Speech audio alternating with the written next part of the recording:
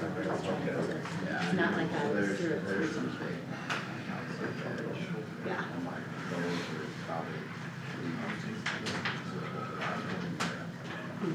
There he is. Okay, Oh, yeah. thank you. So, I mean, to me, I just wanted to know when you joined the meeting, if it was before we started. and they have three, they would be. Morning, Carter. Good morning, can you hear me? Yeah. Morning, Carter. Just another minute here. Hopefully your internet works a little better today. Hopefully. Alright, I got 8 o'clock, I'll go ahead and call the meeting to order, if everyone can stand for the pledge of allegiance. I pledge allegiance to the flag of the United States of America and to the republic for which it stands, one nation, under God, indivisible, with liberty and justice for all.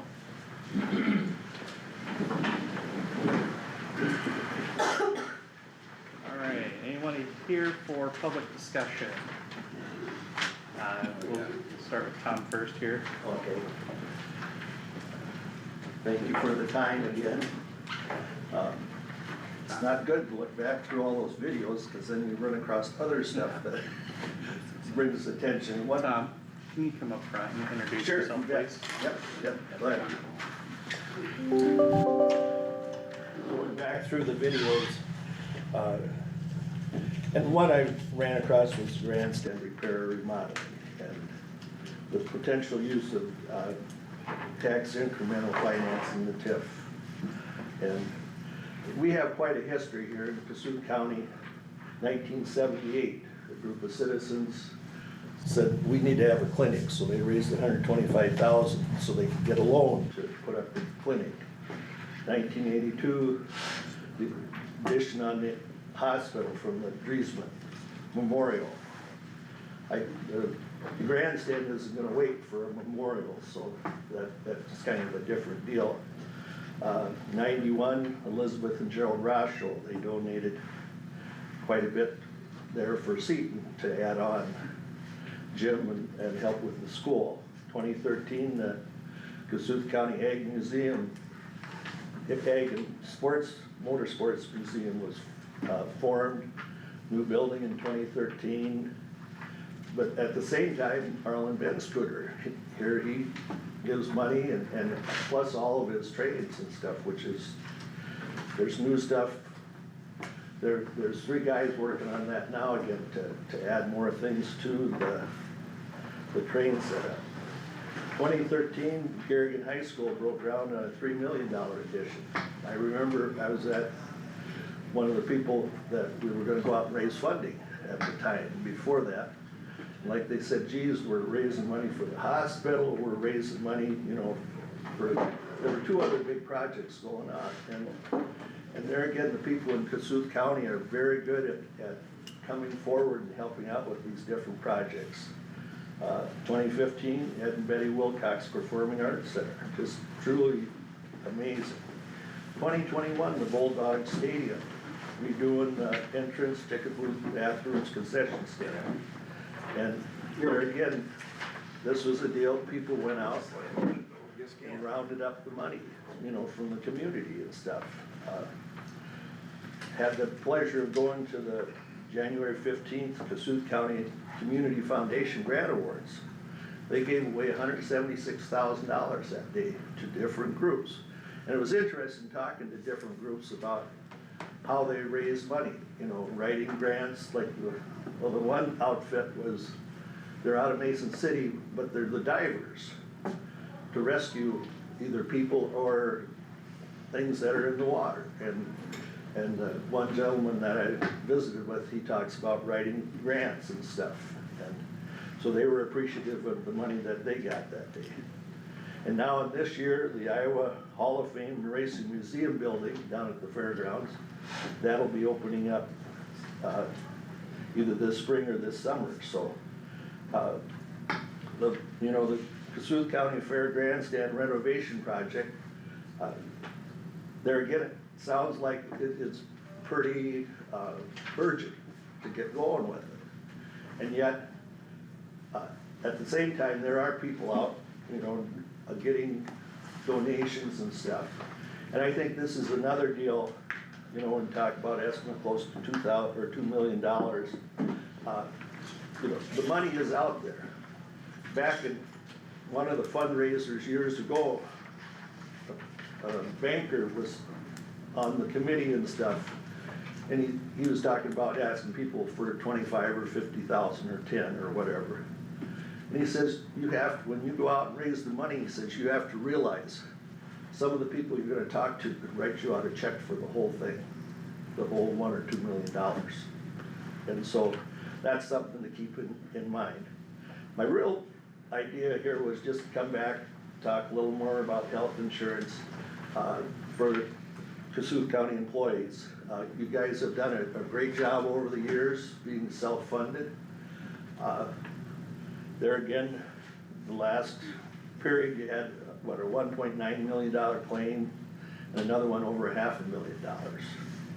And so out of there were 3 people that had over, or, well, 7 claimants over $100,000, which is like the representative said was pretty high.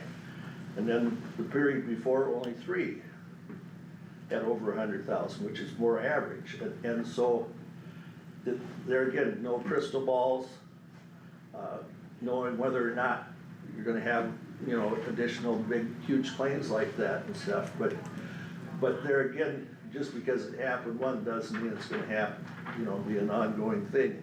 And therefore, you know, anything you can do to especially after last year where people you know, took a $3,000 pay cut to pay for health insurance, it'd be nice not to do anything this year, and then look ahead, you know, down the road.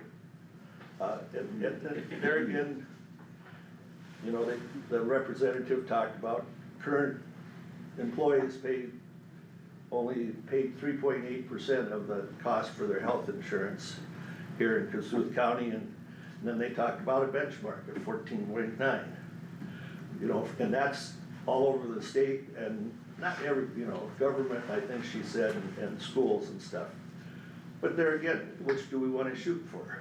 Do we wanna shoot for the 3.8, or do we wanna shoot for 15? You know what, why do we wanna shoot for 15, you know, as a benchmark? So, there again, tax dollars, which you guys oversee, and even the TIF, you know, it's separate and stuff, but yet that'll affect what I pay in my property taxes over the next how many years, depending on how you use that money. So it does affect our money eventually. Kossuth County employees, you know, there again, they're getting the work done. It's not like they're doing 87.5% of the work. They're doing 100% of the work. People that deal with other counties go, you know, and work with the courthouses have told us over the years that the people here are very good, and they do a good job. And you know, this is a way to show that we appreciate what they do. So appreciate your time. Thank you. Thank you. You want public comment on your ordinance, or you want us to wait till the agenda item? Yeah, public comments now, please. Okay. I think I can probably speak for a lot of people that are here today. You guys have an ordinance in front of you that's called an animal control ordinance. And I think when you look at that ordinance, it's very broad, very vague, doesn't solve any problems, it only creates penalties. There's nobody here in this room or in the county that owns livestock that wants them running that large. They're worth too much money. We work too hard to get there. I think if you want to proceed with this ordinance, the easiest way to proceed is strike livestock completely out of it. They should not be involved in it. If Roger wants a database with a pin location on who to contact if there's livestock out, I think everybody's supportive of that. But as far as an ordinance with a penalty, there's nothing designed in here specific of how you get that fine. I know he said that, you know, he'd use good judgment on that based on the situation. He's not gonna be our sheriff forever. Will the next guy follow that same suit? Maybe, maybe not. So, I would ask the board if you are gonna proceed with this, take livestock completely out of it. Thank you. Thank you. Anyone else for public discussion? Yes.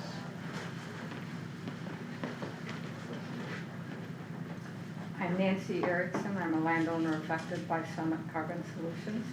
I would like to expound on what Matt Dornbeard said. From where I live, I see the Rothler gravel pit, and I see employees, county employees constantly leaving there, leaving the gate open and the cattle going out on the road. I don't think Rothler should be fined when the county is leaving the gate open and they get out. I can see it. Where Rothler's live, they cannot see it, but I have seen it multiple times. Okay. Someone from Summit Carbon Solutions will be speaking later this morning. I am guessing that person will be sharing how much tax revenue the county will be receiving from the pipeline. I would like to ask you to guarantee those tax amounts in writing. Ask if you can add the figures into your budget in the coming years, and we'll be able to count on receiving that exact amount of money. I would further ask if the figures were again provided by Ernst & Young. Ernst & Young provided their previous figures. This is the firm that was fined $100 million for employees cheating on CPA ethics exams and misleading investigation. That's a direct quote from the SEC. I would also ask if the company providing the tax revenue information for Summit is guaranteeing their numbers. Keep in mind, this is the same company that is suing Kossuth County for trying to protect its citizens. Summit Carbon Solutions is suing Kossuth County in federal court over a new ordinance that restricts where carbon pipelines may be built.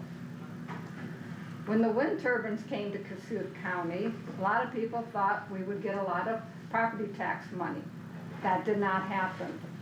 The Iowa legislature restricted the amount of money the wind turbine companies pay. You can correct me if I'm wrong, but I believe the first year they pay nothing. The second year is only 5% of the valuation. The third year is only 10% of the valuation. As far as I know, they never pay more than 35% of the valuation. In the coming years, will Iowa legislatures do the same thing for CO2 pipelines?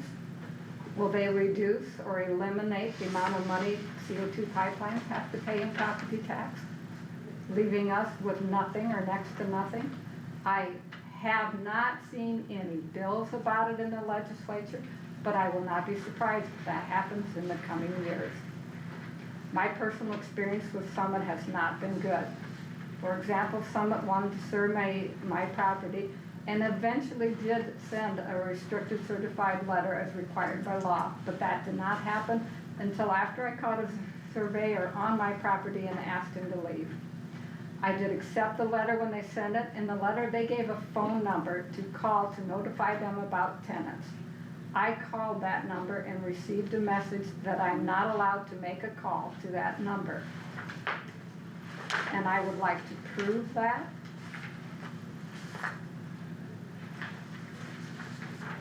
Here are copies of the letter. The phone number is at the bottom. And is that the phone number I have saved there? Yes, it is. And what happens when you call it? You have to hold it close. I can't put it on speaker.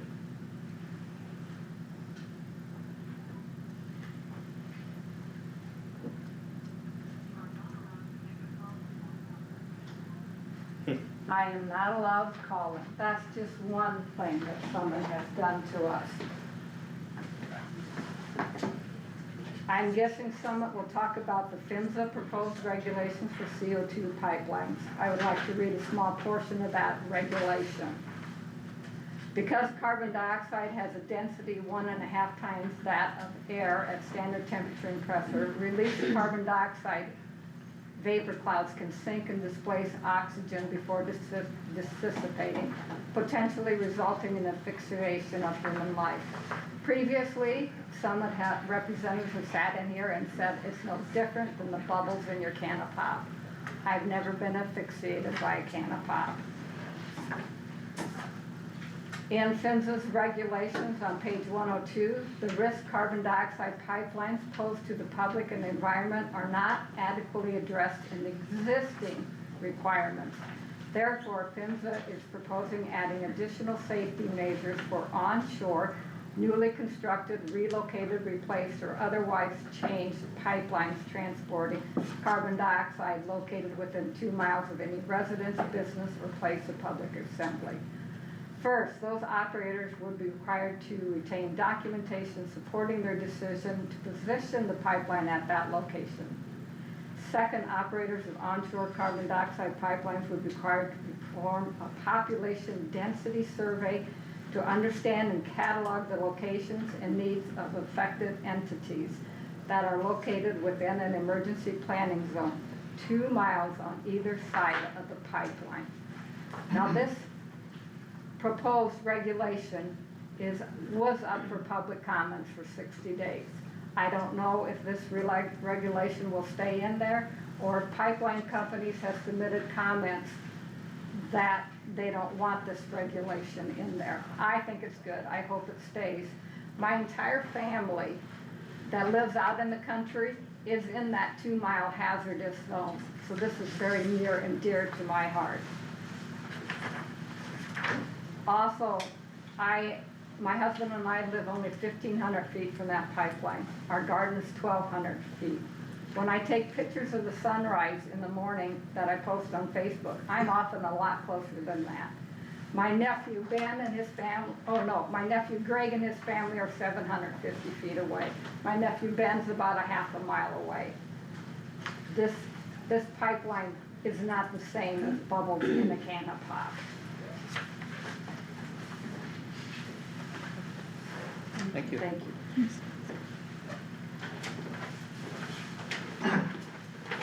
Hi, Nick Gillen, just wanna talk about the ordinance here.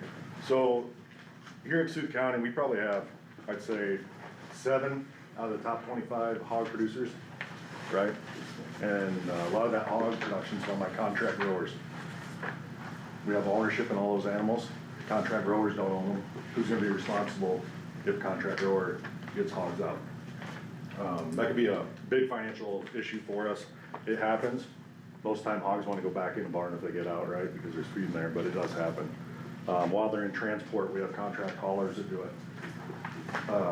If you look at the amount of money that's being brought in by contract hog production, it's around $220 million value add. Not something we probably wanna mess around with. This is very vague, and I just agree with Matt that the best way to work on it is just taking livestock out of it. It makes sense for cats and dogs, we get that, but taking livestock and putting it out there, and you're just kinda really vague to be able to make that law. Thanks. Thank you. Do we have anybody else for public discussion? Can I say something again, real quick? Sure.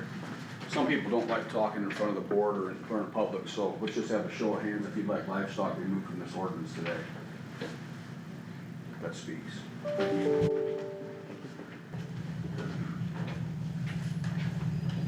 Alright, moving on. Roger, say anything? Roger, did you wanna make a comment to any of those, respond to any of those comments? Nope, it's board decision on whether you wanna leave livestock in there or not. Okay. Alright, we'll be discussing that later. Can I ask one thing? Why did the livestock get put on there? I'm kinda curious about To that. help with people that are negligent, because it happens. Well, I understand there's probably a select few, but I mean, the majority of the people don't like cattle out or horses out or anything like that. I agree, and I would think as a livestock owner, you wouldn't want them out because of liability. 100%. But for us, sometimes because it's difficult, cattle don't walk around with license plates on it, so we can't always know who they belong to.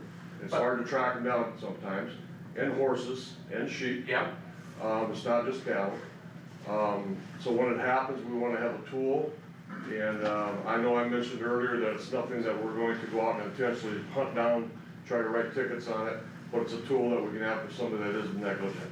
Okay, but the thing I wanna ask is, okay, you're gonna charge them, let's say up to $850 or whatever. Is that gonna automatically say the cattle or horses are not gonna get out anymore because we find them? I mean, there's a lot of scenarios out there that is out of our hands why they get out, and Sure. us that's all sitting here, we do not like livestock out, I mean, period. Absolutely. I agree. And we got enough to pay for as of insurance wise and everything else to try to eliminate, you know, heartache or anything like that. I mean, I'm just kinda confused why livestock got put in on a deal like that. I understand cat, dogs, or pets or stuff like that, but livestock's a totally different deal, I mean. Sure, there's a lot of counties that have it, just for that simple reason that if there is negligence. But again, it's nothing that we're gonna go out and try to write tickets, and if we do write a ticket, you have your day in court. It doesn't mean that you automatically get that fine. But that's what you say now, but you ain't gonna be the sheriff, I right? understand that, I understand that. That's when I come in and go, hey, we're gonna crack down on this and we're gonna make sure we find everybody, so. I understand that. And that's. But I mean, that's what we don't want. The intent of this is that we have no current ordinance for unincorporated rural areas. So other than in the city limits, is the only way we can enforce animal ordinances.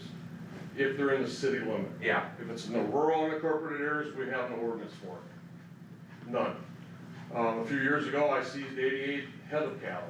Didn't wanna do it, but I had to, because it was negligent. Continuously out, to the point where people are calling us every day. We have dogs that run out in the rural areas that people go to rural churches. That's what kind of spearheaded this, because, they don't feel comfortable to get out of their car because the dog is aggressive barking at them. But So we needed something to kind of help control that, and when we incorporate livestock into it, it's just to have that tool so that there is somebody that's constantly negligent about it. I think we understand know that somewhere part. that there is a wording that it's 2 warnings in a year period before we'd even write a ticket, and then after that year, it would start over again. It's basically, we're trying to keep it as generic as we can, because we don't wanna go out, and it's no different than if I stopped for speeding. That officer has the discretion, am I gonna write you a ticket for speeding or give you a warning? Same with the animal ordinance. Yep. Are we gonna issue a ticket or give you a warning? Here, we have to give you 2 warnings, and at the end of that year, it starts over again. But here's one thing I'm gonna say to you, if you got 5 pastures, and you have What? 5 pastures, Okay. and they get out over at this pasture here one time, and they get out at this pasture right here, but it's one time, and then you got 2 strikes against you.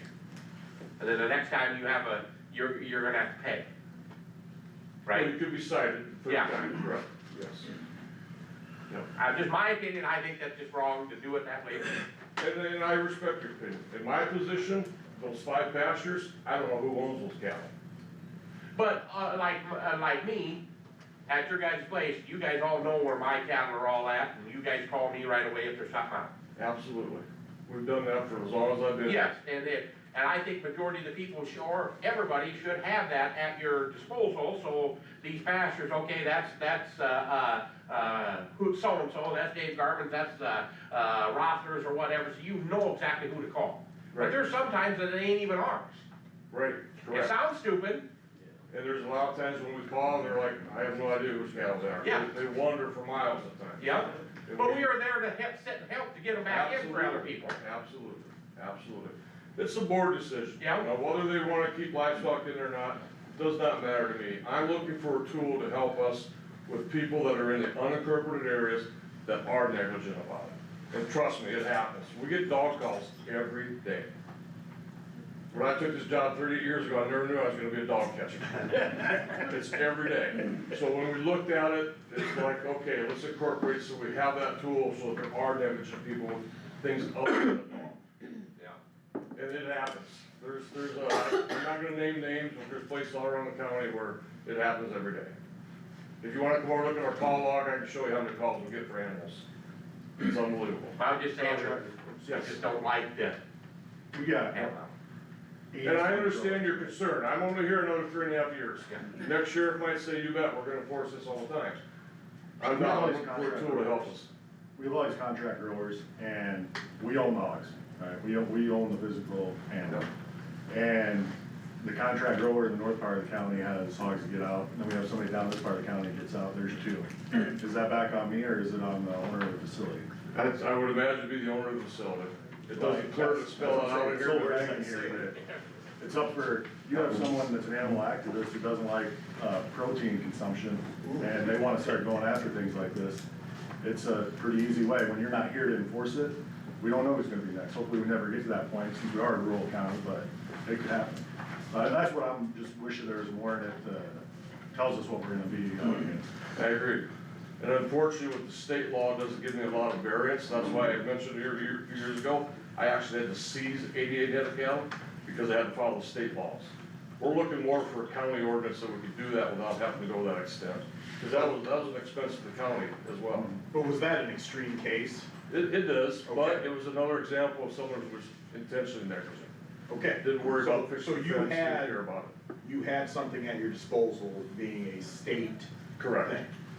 So, as we've all stated here that have spoke, we don't want our animals out. They do get out, whether you can control it, whether it be a deer, natural disaster, of a flood, whatever. We wanna keep those animals in where they're supposed to be, hog buildings, pastures, even if it's just a lot. I mean, some of the gentlemen here, big feedlots. The goal is not to have them out. I agree. But when it's a consistent thing, you have something at your disposal. Throwing another fine at it, all it's gonna do is. I just have create the more exposure to seize those cattle. I didn't Yeah. have anything, ability to write a citation. Yeah, but those are an extreme case, so you have that for an extreme case. This is just making it just petty. You got a select few, most likely, that give you problems. I will stand here in front of the public and tell you that what's driving this is mostly was dogs, Yeah. the dog complaints. Yeah. But there are counties that incorporate animal so that you have that ability to enforce it if it happens. And that's what we're looking at. And I have no problem if the board decides to remove livestock from it, that's up to them, because the majority of our complaints are dogs.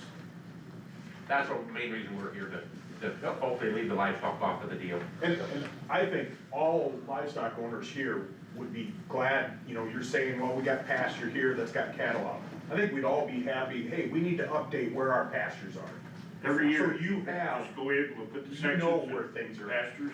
We had a dispatcher that started a map for us about 15 years ago, and it's very beneficial. Problem is, we don't get the updates, we don't get the changes. People bring cattle in, move them to different pastures, we don't get that. And the reason I say it's beneficial is because when they are out, then we know who to call right away. Instead of spending hours of searching and bothering neighbors, and how can you help us out? So yeah, that's something, but I agree with the board, we don't wanna be overreaching government where we're saying you have to register your cattle. And I We're believe gonna do that. from a Kossuth County cattleman standpoint, as a livestock association in the county, we gladly help the county out by working with that. There's plenty, we got board members that, from all ends of the county, that we gladly figure out a way to contact the people to help get a map out there for you guys. I mean, yeah, the one or two head that a guy has in his yard, those are hard to track, we understand that, and that's hard for anybody to figure it out. But the majority of the time, it's gonna be your bigger end guys that are gonna have an issue, and even there, you know, Dave, you know, hey, your neighbor down the road has 3 head. Sealy, you know, down the road, there's 4 head there. You can help, at least get it narrowed down from that standpoint. One more piece of this that's vague is transportation. It talks about being in a trailer. We know that what our winters are like, we know what some of the gravel road conditions can be, even highway, heck. You have hog trucks that roll over, right? Hogs get out. It happens 1 or 2 times a year in this county. It happens. Right? And that's just another piece of it being so vague that it really kinda handcuffs us here. You have 168 head on there times $800, it starts to get pretty expensive. Dude, there's, in here where it says per. It talks about, What section are you reading that from? it talks about, being in a confined or in a trailer. Gotta find where it was at.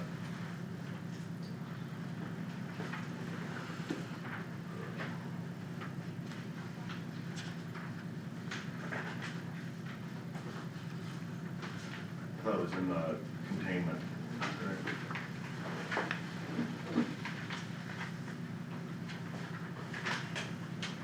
recall reading anything about confinement areas or transport.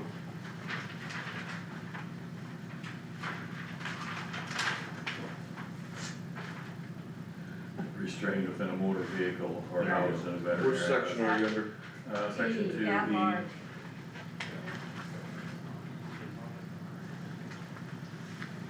On the first page. Section Section 2.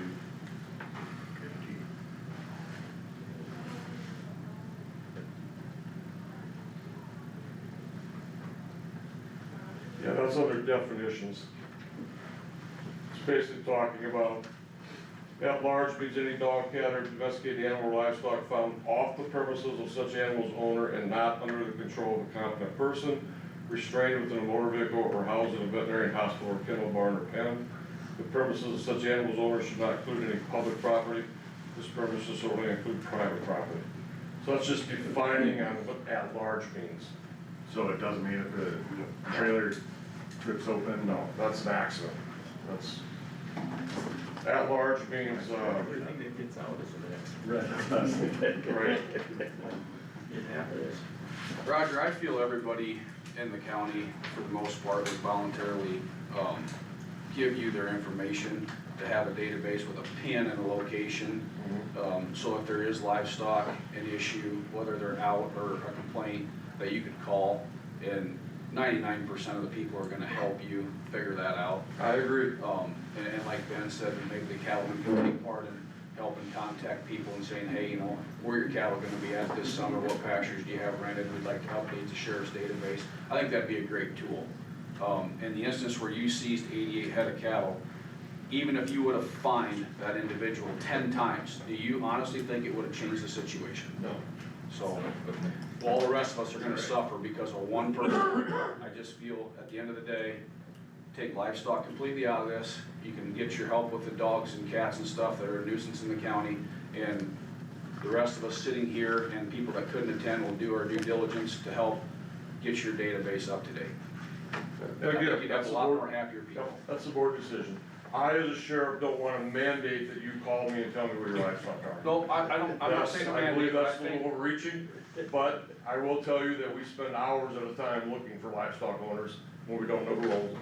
I'm never gonna tell you I've never had cattle out, because I don't think anybody can say that. But I've gotten plenty of phone calls where they're not mine, and I actually like that phone call, because it's a sigh of relief.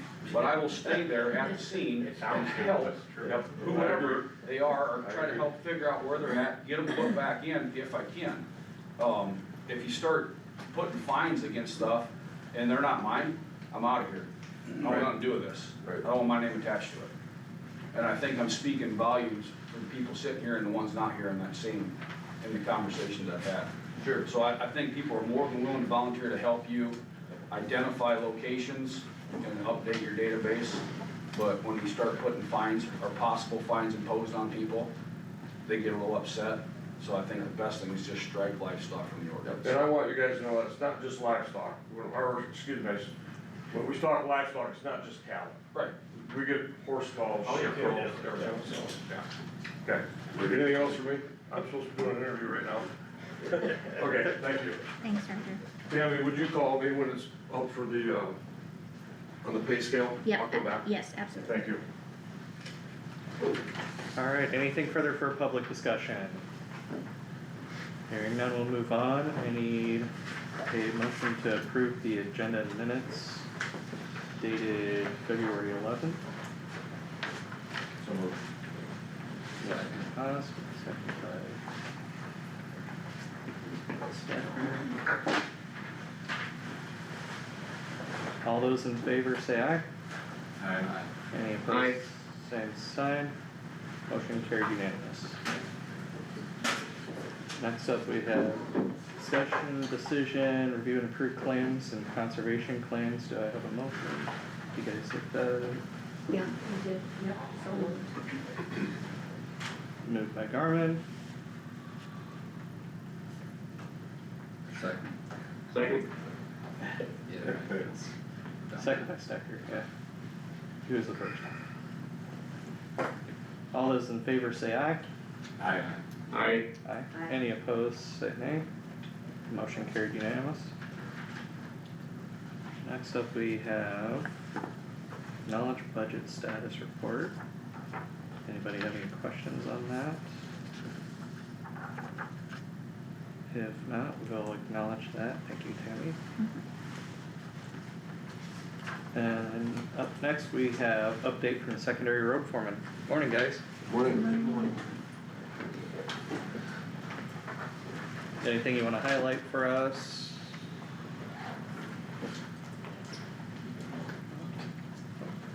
We got snow. A little bit cold. Yeah. It's Lynn's cold. doing more than anything. Okay. You guys have anything for? Nope, Road just thank you foreman? for your work. Appreciate it. Yep, thanks for coming in. Thanks, guys.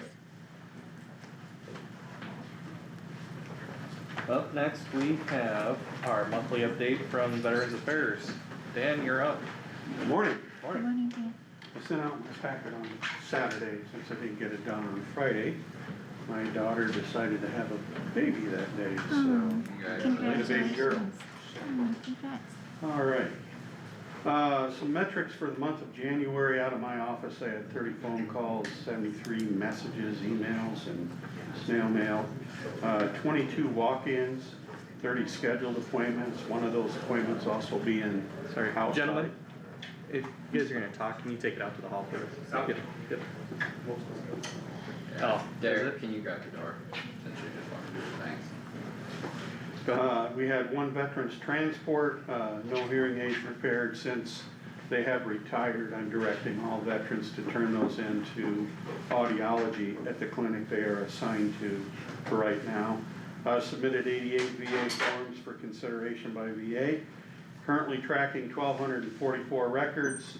I've got 34 claims in the system right now, 12 that are ready for decision, 23 that I'm currently developing, one in the supplemental claims and appeals lane, and I had 2 VA healthcare enrollments. Under training, I'm scheduled to attend the state training conference in April in Des Moines, the 14th through the 18th.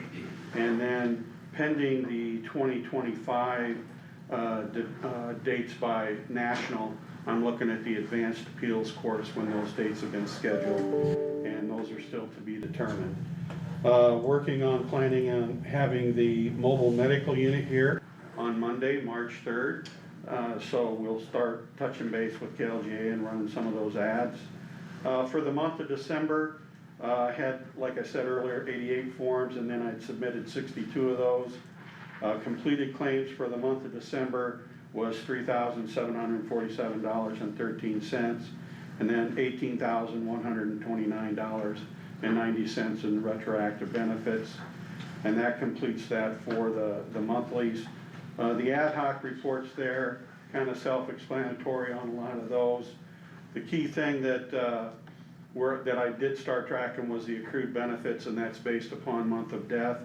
And right now, that was over $156,076.90. Also wanted to, I understand the chairman is online, so I'll give this to you, Josh. That's the formal resignation of one of my commissioners. Due to health reasons and family reasons, he's gonna retire.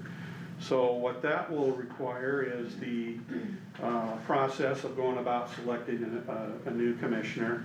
I've talked with my commission.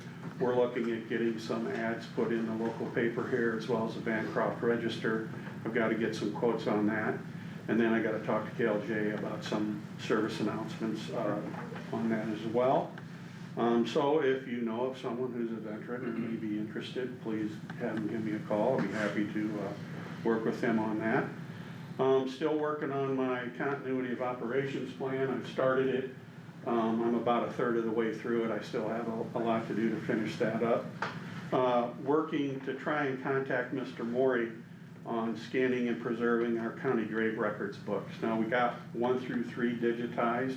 I need book 4, and of course book 5 is the one that's open. But Mr. Maury's had some health issues, and I don't know if he's back to working or not. So, couple other things. There's a Senate File 36 that's out there, veteran-centric, talks about decals being available for veterans license plates and where those costs would come from. So you're talking things along the order of combat medic or combat infantry rifleman or various other decals signifying military service that can be put on a license plate. Senate File 29, homestead tax exemption, they're working to adjust that Senate file. And in particular, if you're a veteran and you're 65 or older, getting a break on your military property taxes. There is some discussion about tying in military property tax commensurate to a veteran's disability rating. So if a veteran is rated 50%, they're over 65, they get half off their property tax, is what that amounts to. Senate File 93 was introduced. That's basically a file that talks about the National Guard and Reserve serving on a county commission. And so I don't know where that's gonna go.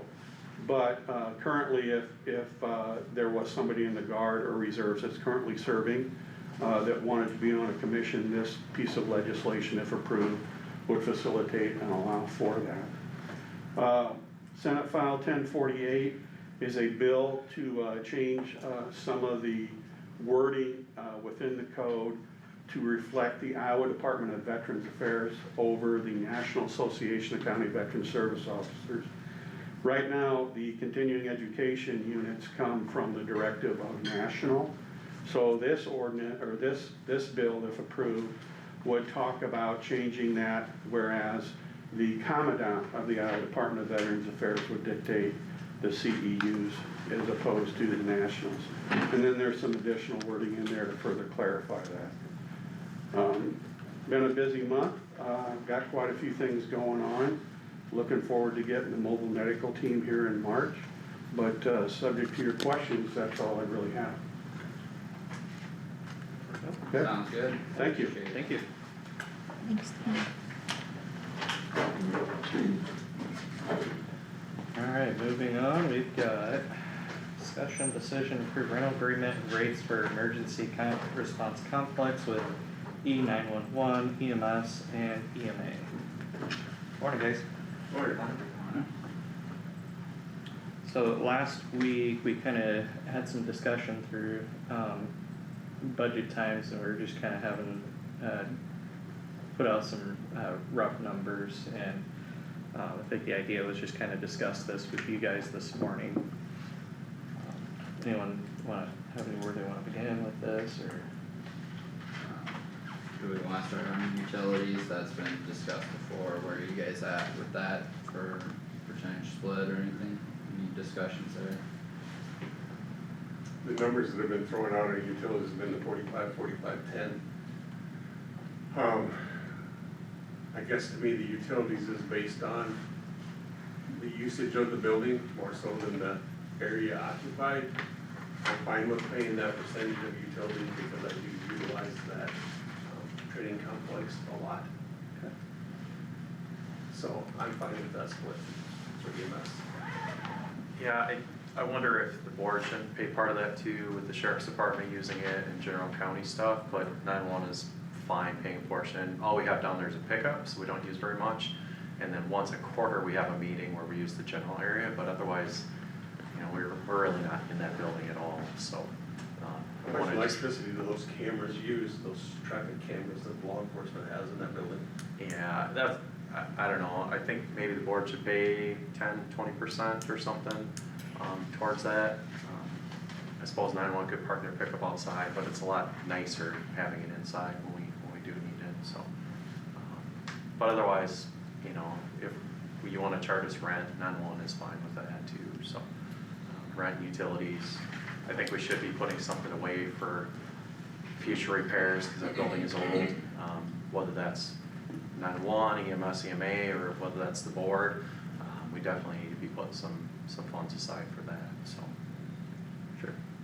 Yep, and that was one of the things we had talked about during budget stuff too, was, whatever we have for a rent figure, we would put that in the budget in a contingency fund for keeping it basically designated for maintenance for that building, so, I mean, it's not like we're charging something to profit, but it would be to kinda secure the maintenance Yeah, side it's- of that building. building upkeep. It's a big building, things, yeah, so we yeah. need to put some Yeah, funds aside. so the discussion we had was, doing 20,000 and splitting it out the same way as the utilities would be split out, so it'd be 45, 45, 10 for that. No. I disagree with that split on the rent. I think the rent should be based on area occupied. I did do a drawing and I did present this to you guys a while back. I actually did this back in August and it's never been addressed. But if you look at the true area that's occupied, and then I also included the common areas. On the east side of the building, that's where we have vehicle storage. EMS has one aisle in there, there's 3 aisles for vehicles on that side. EMS has 1 aisle, and I would like to keep that full aisle, even that we have gotten rid of that response trailer, just because I need to have access to get the ambulances out and stuff. If I have an emergency situation, I have stuff blocked in front of me. EMA uses the other 2 aisles, the back office area, the back storage area is 100% EMA. I did not include the concrete building, this is just the metal structure. I did the shelving area, and when you break that down, including splitting the common areas, it comes to EMA is a 62.5, EMS is a 31.1, and EMA is a 6.6. We can round those numbers for easier figuring, but E911, Yeah. 6, E911 is 6.6, sorry.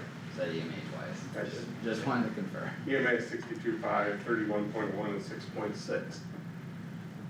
I guess to do due diligence to my taxpayers and my department, I don't feel I should pay rent on an area that we're not occupying. Anyway, just my opinion. And is that just the heated portion? Correct. I didn't include the back portion because as far as utilities, there's rarely a light on back there, there's gonna be some upkeep, on that back part, but it's cold storage. I don't occupy any of that area on the cold storage side. Well, and, I think that the reasoning behind the building to begin with was for emergency management. Emergency management means different things, and it's, emergency management is the coordinator for emergency services in Kossuth County, not emergency medical services, emergency services. They're a resource, not a director. She is the emergency management coordinator for Kossuth County. And I think the reason behind that building was, for emergency management, and, I walked through the building and, I have a better understanding of what the building is used for now, and the different sections and the different purposes that it serves. It does seem like emergency management does have the majority of that building. I do believe that the bigger percentage should be with emergency management, after walking through it, in all fairness. For the cost. How that is broken down, is another thing, Derek, you have some 911 signs there? Yeah, a little table and a pickup. So, I don't know, how we fairly split it up is, we kinda rely on you guys to determine that. So you're thinking that, what would your split be, Phil, in terms of what you just gave us? I'm fine on the utility side paying my half, because I feel like I do use that meeting facility a lot. Probably more so, my split could even be a little higher than that. I mean, we never really sit down and talked about it other than splitting it 50-50. As far as the storage area, I'm fine with the 65-35, or, if you don't wanna include E911, whatever, I think it should be some kind of split in that parameter. Well, rough math, based on your numbers, what you gave me would be 62 EMA, 31 EMS, and then 7 for E911. That would come up to 100% for.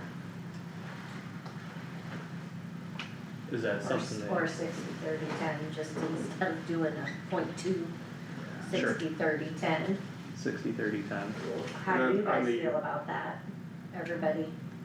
I'm in fine front of with you? that. On the utilities, the only thing I'd ask is, can we pay those like twice a year or once a year rather than monthly? And that Yeah, was that would kinda what be- we discussed too. Cause I don't is- receive funds, until October. Well, we kinda talked about it being like you would have the bill in May or June 1st, so it's paid the fiscal year and it would encompass, obviously we can't encompass July through June and Sure. have it paid by the end of June, but we can encompass a different kind of 12-month period where it's being paid once a year. I would appreciate that very much. Yeah, once a year, like, we could do Yeah. June I'm through fine May. with once or twice, either one. Yeah, and I think what I had said, which maybe just opinion either way, but what I had said last week was if we use the prior fiscal year's bills, we'd have a total for that could be paid in the new fiscal year after you have your budget and everything set, but we'd have the knowledge of what that was and then pay the bill and then kind of have it as a rolling average to some degree. I mean, maybe be a little more consistent and predictable that way. But, Usually what we do is send a bill, what we would do is send a bill for the year, so Yeah. we would figure out what the amount was each month, split it up and then send it for the year. Yep, that would be easy. So 60-30-10, and then for the utilities, do you Are we wanna split including that law up enforcement differently? in that at all then, with the camera stuff and training and stuff they do in there, or? and that's one of the things we had talked about previously was not including EMS or sheriff because those are internal county departments, but I mean, I don't know if you guys have any different thoughts on that, but. Or Carter, I don't know if you can hear us, I'm fine with paying for that, cause we do utilize that. I feel it's a necessity for our department to have access to that. I don't feel I should have to sign a contract with the county department.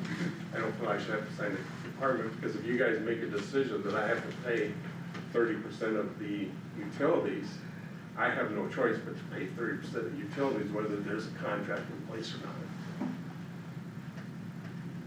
Fair enough. yeah, Yeah, I mean, that's fair enough, but, we'd be entering into the agreement on your behalf anyway, basically. Correct.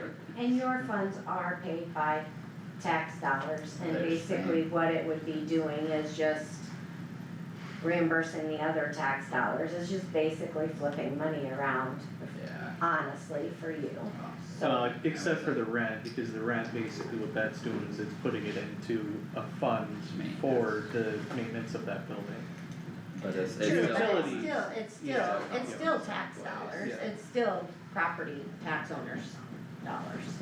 It's just the way we utilize them and the way we utilize them to protect the future costs of that building going forward.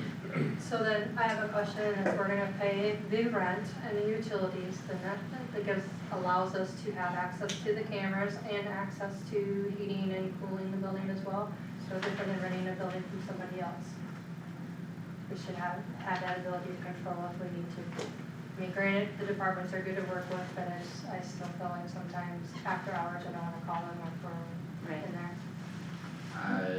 I don't know about Right. cameras and security, I think that would we be better another, probably talk about that token. at another time, but if that's a concern, yeah, we should address it. Yeah, I mean, we should address the concerns, what was just your not at this time. thoughts or whatever for heating and cooling systems? Like, what do you mean there? Well, sometimes it's cold in there, cause it's turned down at the low, and the only time that gets triggered if you get up out of your seat and walk by the thermostat for it to kick on, and during training, that's kinda not building a precise thing to do, so even cranking up a little, putting it back down, those type things, having that ability, cause I know there was time over the weekend, a while back that I called Willie and I didn't wanna have to interrupt them during the weekend to do that, but I should have to, I mean, I just feel like, they deserve their time off just as well as anybody else. so. That's a fair discussion. But doesn't That that is- automatically, like you said? They can program, motion he can sensor? program, if you call him ahead of time, because we had training there Saturday, and I called him last Thursday, he programmed it in his computer. It was turned up before we got to the building, and then it was shut down after we left. Okay, so that's. So, you know, is it something we get access to have that ability, or do we call Willie to have access to it? Because- Especially if it's at a different time of an evening or something, or a weekend, if things happen, I think there has to be discussions in regards to that. That's only fair enough if you're paying the utilities. It is only fair enough. Well, I mean, but then that circles back to everybody that's splitting that bill needs to be on the same page and, using Well. it. I think we have to have conversations on, I think Phil. how the doesn't keys are, do that. how the keys are distributed as well, because, for example, Friday I had to put an ambulance in that shed that was fully stocked. And I'm required by law to make sure that that vehicle is secured, due to the equipment that's in the ambulances, so.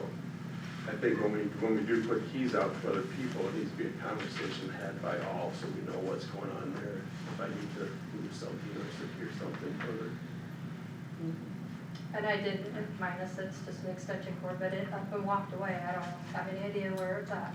I've had stuff walked away recently from the building. And that is my responsibility to make sure all emergency management equipment is secured and accounted. Yeah, that's an issue. Fair enough, yeah. Fair enough, but. Do we have a list of who all has access right now?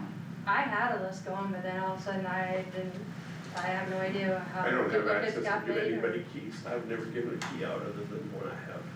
so. The standard, or the custodians have a list of who has been given keys. Okay, Okay, well, we can have Yeah, that that's what I conversation thought. and Yep, try those are and just get. things I'd like to, the Yep. board to discuss, please. So I think for today's, discussion, I think we're all on the same page for the rent being set at 20,000 split between EMA at 60%, EMS at 30%, and E911 at 10%. The utilities being paid at a year, on the yearly basis, split 45% for EMA, 45% for EMS, and 10% for E911. And I think just for the discussion of the lease and stuff like that, I think that should be all we need for today, right? And then the discussions for the other stuff we can have at another time. Yeah, we can have that at another time because of, you know, because that was what was on the agenda, but I wanna know if everyone's okay with this amount. okay. Is The only thing I brought up is, you know, the sheriff uses that as well. Should the board pay 10% or something? It's not a showstopper, but I mean, certainly, we're not the only three departments using that, so. We're gonna And I pay, think- we're gonna pay rent and utilities, I think we should be. Yeah, and I don't know if the building gets rented out to other companies or not as well, but 911 shouldn't be paying a portion of that if that happens as well, so. well, I mean, we could have the discussion, why is 911 paying a portion just to have to store some signs there? Yeah, I mean, we can have that discussion too, that's why you guys are here. Do we need to lay out anything specific as far as renting the building out? I mean, we've talked about using it for our internal uses and EMA and 911, but. That would have to be a different discussion. I mean, if we're talking about. We're talking about property and who has access to it. well, right, but that's not on the agenda, though, it's the rental agreement and the rates. Statement was made, they don't want, if they rent it, they should control it. Well, and who's Oh. making that decision on who rents it out? Somehow I have to have control of who accesses that building with my EMS equipment in there. And I think her and I can work that between the two of us. Or Derek or whatever. I don't think it should be. I don't think that's necessarily a concern of yours, right, Derek? No, I Because don't you're care. not, It's you're, not a big deal. We it talked would about be doing, between you guys. we talked about doing keep-offs down there before, but there's some expense to that, so. No, and I agree. Well, So stuff's think we leaving, can work through that. Whatever That's the not a big deal. expense is, it might be justifiable, you know, who's running out of that building. Yeah, that might be something to look at again. And we have very basic cameras down there that don't have great views of the entire room, because the room is so big, we could certainly add a couple more cameras. The extension cord that Carissa was missing, so far from the cameras, we couldn't really tell who grabbed it, so. The last time we had stuff missing, it was a person that was authorized to use that equipment, just didn't let other people know, and, so. And that's why that would be a, you know, having the key situation figured out, that would help solve some of that.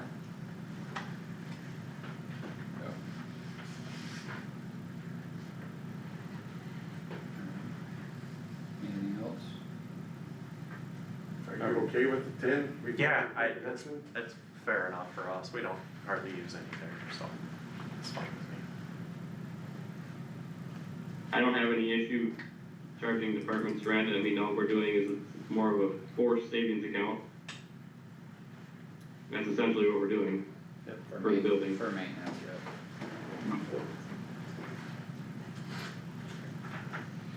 Okay.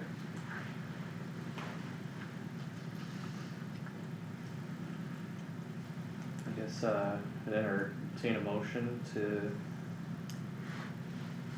set these percentages.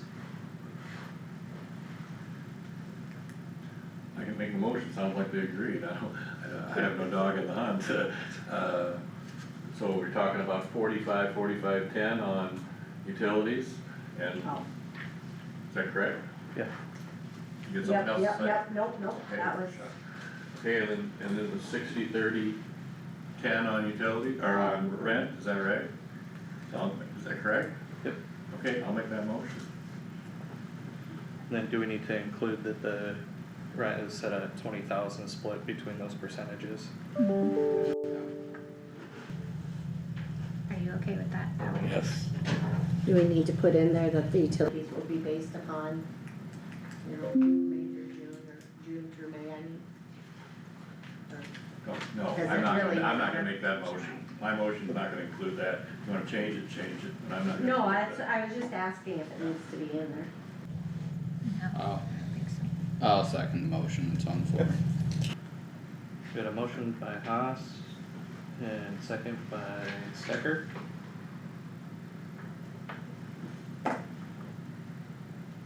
Any further discussion? Hearing none, all those in favor say aye. Aye. Aye. Any opposed, say nay. Motion passes unanimous. Thanks for coming in, guys.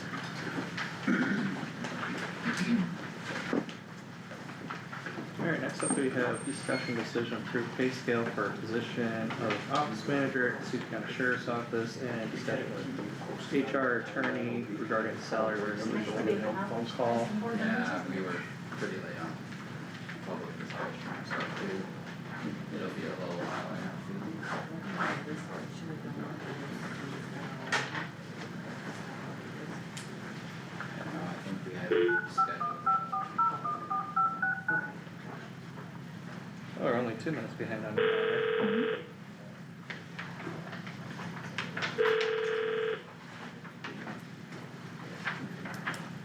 Hello, this is Ann. Morning, Ann. This is Josh in the Kossuth County boardroom. You are on speakerphone with all board members present, one online. Okay. How are you guys this morning? Good, good. How are you doing? Good, thank you. Good. So I'm guessing you're in open session, is that correct? Yes. Okay. They sent me the prior resolution. I'm guessing you worked with Mike on getting that, figured out for the different sales previously. So I'm not, that resolution from, I guess, a year ago, is that addressing everybody that's non-bargaining? Or maybe you don't have any bargaining units? it's not addressing everybody because we had to do the resolution quickly just to apply to those people that were on the STEP program, so we're trying to catch it up to the other people that weren't addressed. But we do have I'm sorry, can you, speak closer to the? Yeah, I'll try and repeat that for you, and the Okay. phone is difficult for connection. So Tammy was just touching on, the resolution does not, cover everybody that is not a bargaining, member. It only addresses the positions that we had to address because of inequities amongst the same position. So there are other positions that we are looking to update this resolution and add to get the positions and their pay scales laid out. Okay, so that makes sense, so it's sort of kind of a work in progress, and you're gonna Yep. keep doing it on sort of an as-needed basis? Yep, correct, and that's one of the, positions for today, is to discuss the pay scale of the office manager at the sheriff's office, because that is a position that is not covered by a bargaining unit, and it was not listed in this resolution. And, Roger's looking to fill that position right now, so he needs direction from the board on what that position will be able to be hired at for a wage. Yeah.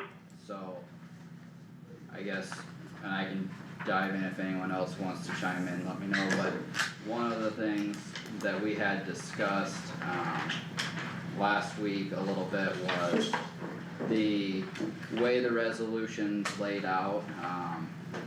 There are a couple titles in there, like scale 1 and 3 both list clerks, scale 2 is custodians and stuff. But the term office manager is a term that's used in a couple other departments.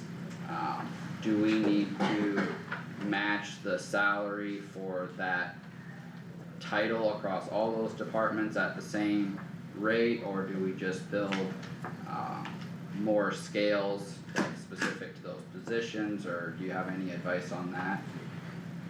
I mean, you wouldn't have to, you could do, scale, you could do like scale 4 and make it all office managers that have subcategories, so, scale 4 is office managers, but subsequent to that could be A, 4A, sheriff office manager, scale 4B, is secondary roads office manager. I mean, if you want to still have them all the same, they can. What is the office manager and secondary roads getting paid?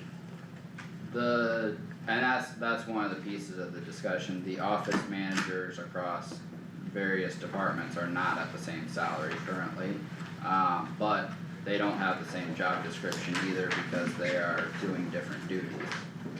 So. Right, and so I guess that's the other thing is that their job descriptions, are different and stuff, you can do it, however you like. So do a different scale for each office manager by department. If they're somewhat close, it might be administratively easier to sort of all put them all on the same scale. But if there's a big discrepancy in duties and big discrepancy in current wages, then I would do them separately. One good thing would be though that, like I was really trying to figure this out, is that if you could somewhat do it systematically, like here I'm looking at the scale 1 for clerks and scale 3 for clerk driver's license department.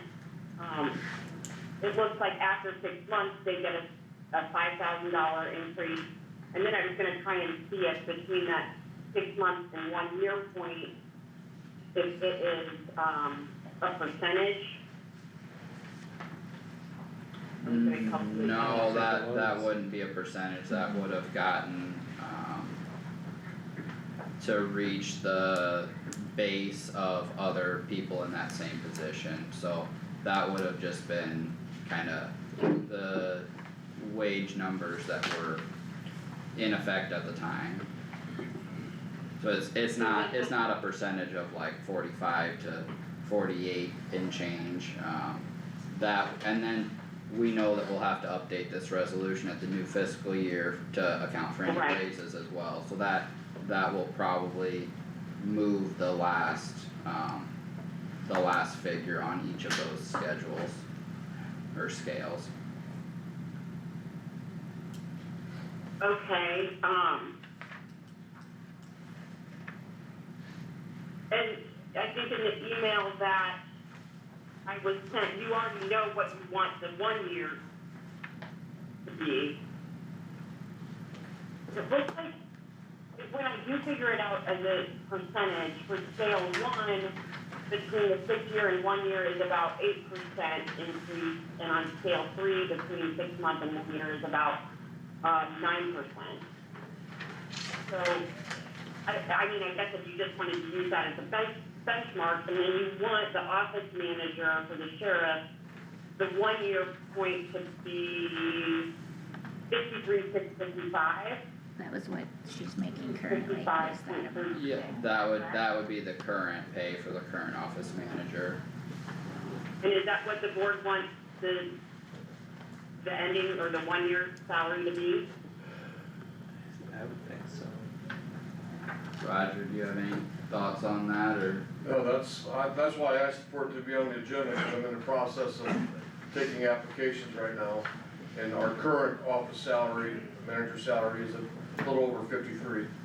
So I just needed guidance on where to start that position out, or where to end at the end of the year. Is that including longevity for the salary Yes. you listed? Yes, Oh, it does include longevity? yes. That one does, That- for the current position. Yeah, the current figures that you would have been given does include longevity, so we would probably need to factor that back out. Because longevity Do we is know- laid out yeah. separately. Yeah, do we know what that would be without the longevity? I'd have to figure that out. We could figure that out. I don't know, if we need it now, I think we can get that later. Yeah. Okay.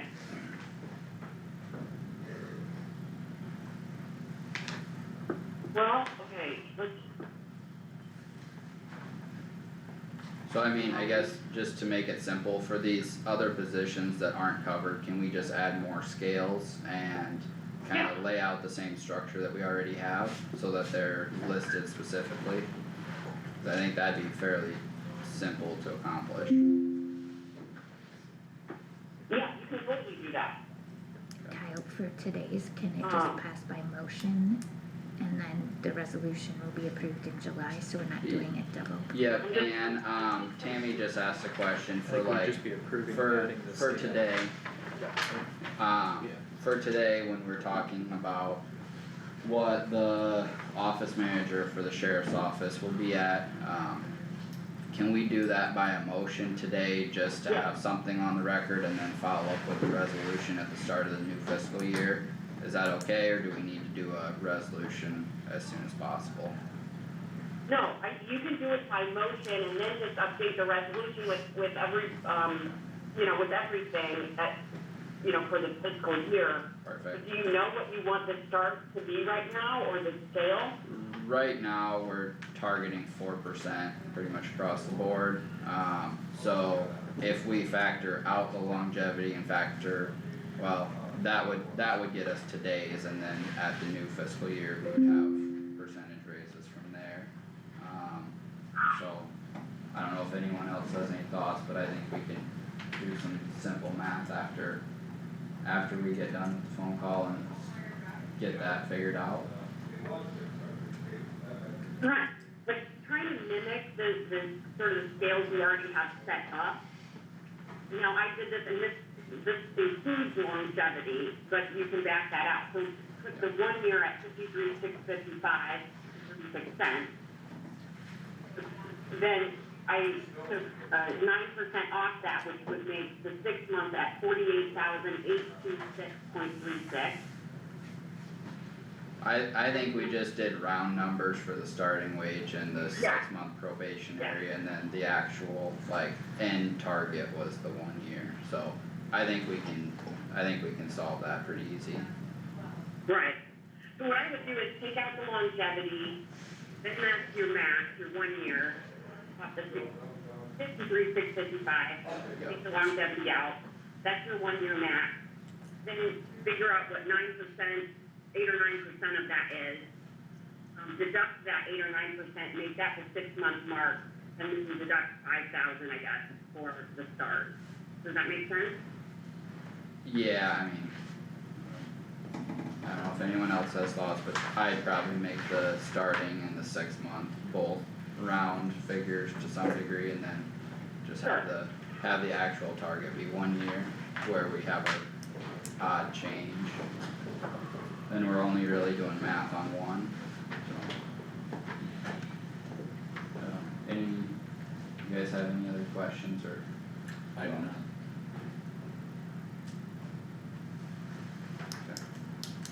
Well, I think that probably answers our questions for you here today, Ann, so appreciate it, and Thank you, we Ann. can do some math here after you're off the phone and finish this discussion up, so. Okay, sounds good. Thank you. Thanks. Follow-up questions. Alright, Yep. sounds Thank good. you. Okay, take care. Bye. Okay, so then, now that we're off the phone with the attorney, if you could find out the actual base wage now with longevity out, and then bring that back to us, then we could set our 3 steps from there, if that Thanks, works. Melissa. Yep, thank you. Alright, if we wanna give Melissa a little bit of time to do that math, we could move on and do some other stuff and then come back to it. Okay, sounds good. And for now, we'll move on to discussion decision animal ordinance. Yeah, I'll wait for that.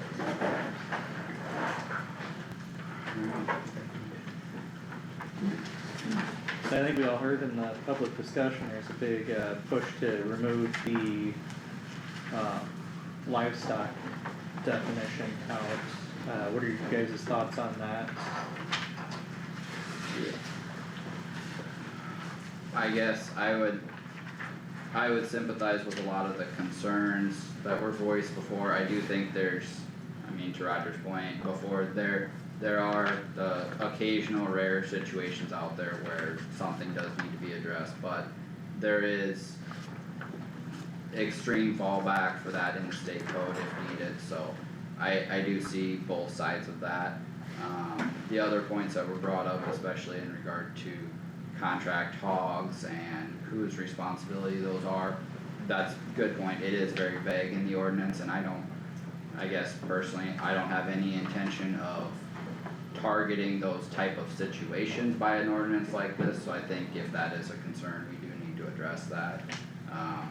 Maybe taking livestock out just solves that, but if we don't take it out, I think we do need to answer those questions. So I'm open for any of that discussion, but I also do think that, when we talked about the actual punishments of this, there was obviously the point that Roger had made of it would be the discretion of the sheriff or the officer at the time, the deputy that's handling the situation. They would have the first line of discretion as far as whether they even gave a warning or whether they even gave a ticket. Then you would have the county attorney's office that would have to decide whether they had something worth prosecuting. And then the judge, of course, would be a final layer. At the same token, I don't wanna burden our, good everyday livestock owners that are trying to do their best, so I definitely see both sides there, but at the same token, like it was stated before, the extreme situations, we probably can't handle with the state law. So I don't have any issue with taking that section out. But as Roger also said, it's, the discussion around this was primarily, geared by the conversation of dogs. So, I mean, that's definitely the focus of the ordinance, and to some degree, you could cast a wide net with doing it all at one point here, but at the same token, I don't think we wanna have unintended consequences for our livestock producers out there, so. That's my 2 cents, I guess. I'd say we take livestock out. I think if the main, driving force of this was because of dogs, that's where we leave it at, if we have to have that. But for the livestock, I believe that should be taken out. Your thoughts, Howard? I think that. Carter, you got anything to add to that? Yeah, I've had a few calls from cattlemen in the county. I don't know who's all there today, but if they're there or not too. But yeah, similar concerns, and I know in the last a little over 2 years that I've been on the board, I've gotten multiple calls over dogs being an issue. Now, I'm not the right guy to call if your dog's out or if you got issues with dogs, but we do get those concerns sometimes, from depending on who the citizen is. But I've never had a call or a concern with cattle. Not that it doesn't happen, but like we're saying, the dogs are the driving force of the ordinance, and it's 99% of cattlemen are gonna be responsible with what they have, so. Yeah, I'm okay with taking taking livestock out of the ordinance. I guess I would say. Because it still addresses what the church, had come to us in Lost Creek and other people south of Algona had come to us and whatever, it still addresses all those concerns and what we're trying to accomplish. I'm not trying to alienate the sheriff. I say if the sheriff has something to say, don't sit there and be quiet, say it if you disagree with me. There's no free ride here. I know it's the board's decision in the end, but you've got input. Sure, I didn't have time to break it down, but when I went back over, we average about 300 calls per year for animal complaints. And I didn't have time to break it down. Majority of that is dog, but we do average about 300 per year. So it's almost daily. Not quite, but almost. The only thing I would say is if you're gonna consider removing livestock, I would recommend you have Todd would have time to review it and change the ordinance, because he's gonna have to look over all the sections and make sure that it's not intertwined or not a complication there. Me as sheriff, my intent here would not be to abuse the ordinance, but I understand that I'm only here for another 3.5 years. I don't know who the next sheriff will be. And I say that openly, this is my last term. So, I have no problem with livestock being removed. We'll just have to go with the state statutes if there's negligence on that part of it. And that wasn't the intent of this ordinance at all. The intent was to cover everything, so if we did have issues, we'd have that tool available. But that's the average, about 300 per year. No, I'm pretty well on board with that too. We don't wanna punish our livestock owners, and it, pretty good consensus is they're willing to work with the sheriff and help out, even if it's not their own cattle or their livestock that gets out, that and we don't wanna punish that or hinder that in a sense, so, I'm in favor with removing that section, so. I guess we've all kinda said our piece quickly. I would make a motion that we direct our county attorney to remove the section pertaining to livestock and anything associated with that through the ordinance and bring it back to us. Second that. Okay, yeah, the motion and a second on the table, any discussion? Hearing none, all those in favor, please say aye. Aye. Aye. Any opposed, say nay. Motion carried unanimous. So we'll get that. Thank you all for coming. Thank you. Yeah, thank you. Get that back to Todd to look at, and then I don't think we'll be able to set a date and time until we have that No, back, we so. won't set a day or time today. So with that, we'll be moving on. Alright, we could go back to the Oh, pay yes, scale. yes, okay. Melissa came back, so I'm guessing she has some numbers for Yep, us. I got the number right here, so at the 1 year mark, without the longevity, it would be set at 53,382.38 cents. So then we would just need to calculate out, I think what she recommended doing the 8%. Yeah, I mean, I think that's just kinda where things landed, but it looked like we did kinda round $5,000 figures prior to that, so I guess I would recommend starting at 45 and then 50 and then go to 53. So that would be 3 steps that I would recommend. I don't, you got any thoughts? No, you're just gonna create a new scale then, is what you're talking about? Yeah, Yeah. it'll be number 5, but we're not gonna do that till July. Sure. Today, it'll just be a motion. Sure, and that number you just gave today would not include any future July 1st raise, correct? Correct. That would be this fiscal year. Okay. No, I think that's reasonable, that's pretty comparable to where we're at right now, so. Okay. And with the job description, that's what I was hoping would fall in that area. So, cause we are starting interviews here in about 2 weeks, so that's why I needed to know where we're gonna land with it. Yep. Yeah, it definitely helps for And- budget too. And then gives you something where you can show them, this is where you'll be at, starting 6 months, a year, and then anything for the new budget is obviously pending our budget process, but This is gonna be a fresh new adventure for us because we are getting a lot of applicants for this position. That's good. Comparable to jailers and the deputies, we don't. Good. So, yeah, this is why I need to know where we're gonna land with it. Do you have a feeling as to why you're getting a lot of applicants? Because it's a Monday through Friday job, not nights, weekends and holidays. Okay, so Yeah. it's good pay. Yeah, okay, thank you. Thank you.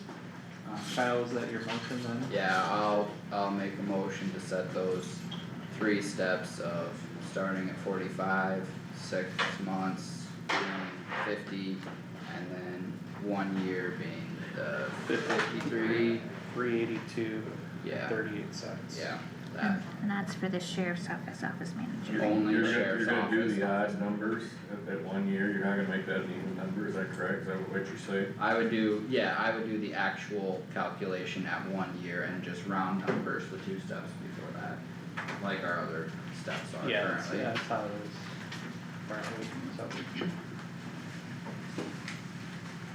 Alright, so we have a motion on the table, is there a second? Second by Garmin. Any discussion on the motion? Hearing none, all those in favor say aye. Aye. Aye. Any opposed say nay. Motion carried unanimous. Alright, thanks for Yeah, thanks. coming in and doing the math. No. Thanks, Melissa.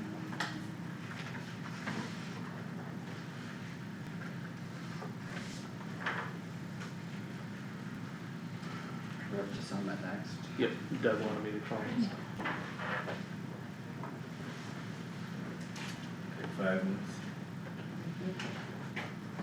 Hey, we are up to Summit Carbon, we're gonna take a 5-minute break and then start with the Summit Carbon update. Sorry. Just and then it'll be, yep. Alright, perfect, thanks. Bye.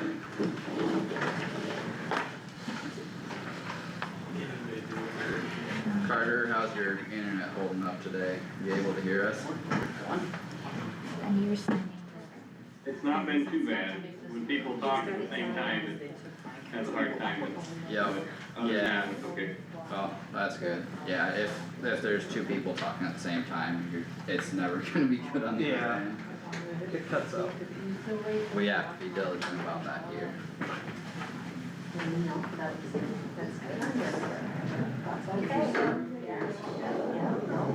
That's recorded. Thank you.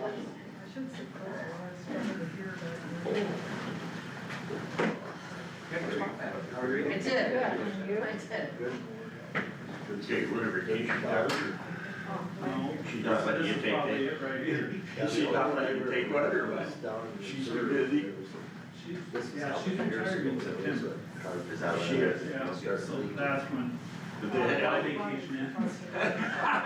Maybe that I was gonna suggest that, but you made me go slow. people were driving cars. Instead of getting sticky notes, she'll just tell me right straight out what I need to do. Yeah.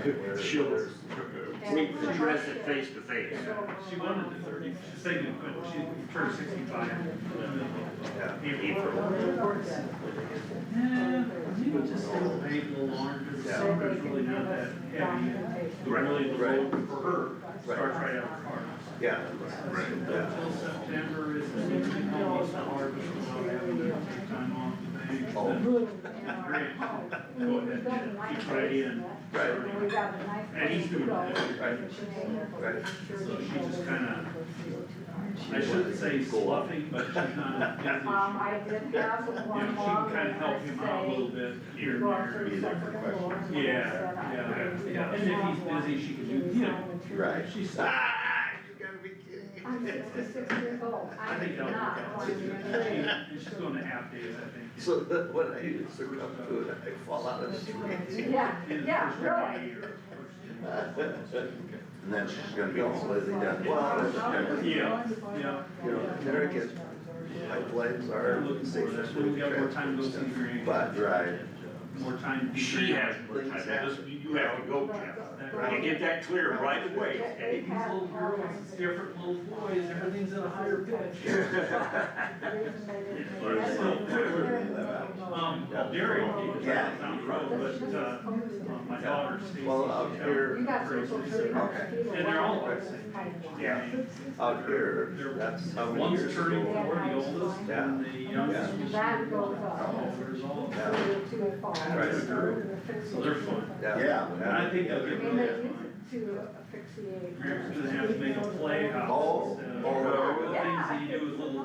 Oh, Yeah. that's how they, when they're gonna They empty have. a building. I don't But a lot of that can fall back on Greg. Right, that's an option. Yeah.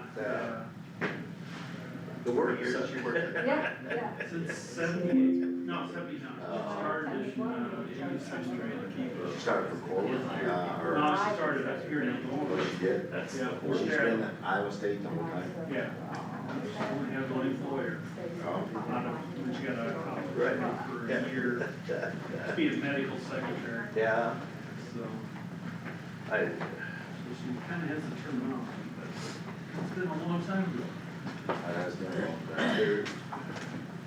She really likes it. I mean, she's. Family managed to stay away from the crud, or?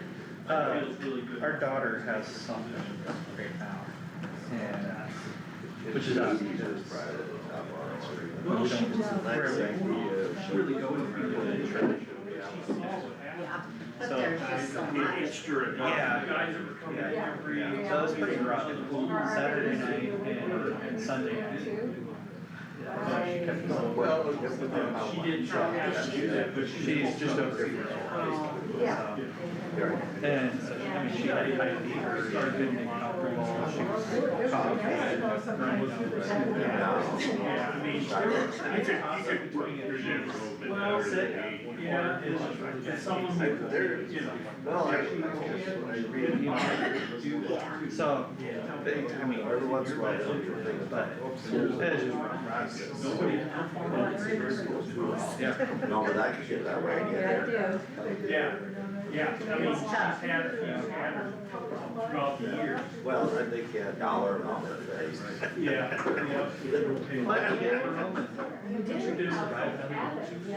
right. Yeah. We were going down to, my Oh, daughter. they actually, they do.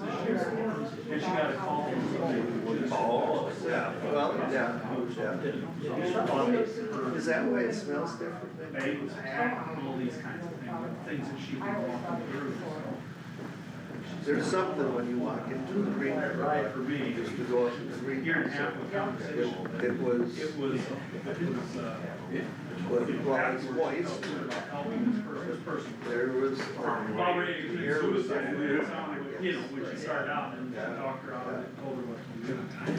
Yeah.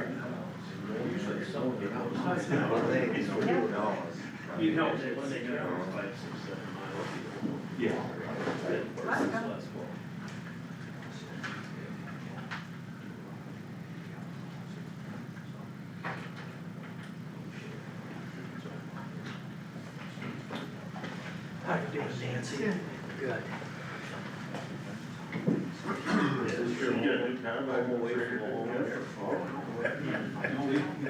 Been up here a couple of times. Sometimes there's things going on, sometimes there's not. She's in charge of supply management. Yeah, road department. She has a title. How you doing? They gotta have that, she's the banker, they gotta have that title, right? Otherwise she'll expound on that. She knows her title. I told her what it is. They have to get that description written up there. Did it help out? For a week. We tried. Yeah, I People would just take a detour. Yeah. People don't believe in the detour part If I'm of not it. doing it, the trouble. Yeah. How I much don't know stuff how if I many can get back? times, the first couple of days, trucks would go down there and then it was, So it keeps everything going. Yeah, he has. Brad Busher, Busher. Oh, yeah, yep. Ready? His wife, We're on the west side of the road, you know, she's calling up, the east side of the road. people are just gonna have to semi trucks. Alright, we have 9:35, I think we're gonna get rolling again here. If you wanna go ahead and come up, we'll move on to the Summit Carbon Solutions project updates. Alrighty, good morning. Morning. Thank you guys for having me today. I have some materials I will pass out. Sure, you wanna just introduce yourself, so. Yeah, of course. So I've met most of you guys. My name is Kaylee Lane-Rell. I work for Summit Carbon Solutions. I did put a business card in here for you guys. So I guess I'll note, I work for Turnkey, but, or I work for Turnkey, we're contracted by Summit Carbon Solutions, to do the non-environmental permitting, which means working with your county engineer, drainage, districts on crossings, and then also, we do stakeholder engagement, which is what I'm here to do today. So it's been a while since I've been in, so I figured we could give you guys some updates. The materials I provided, the first thing in there, I'm not gonna go into everything in super detail, but you guys can always give me a call if you have any other questions after.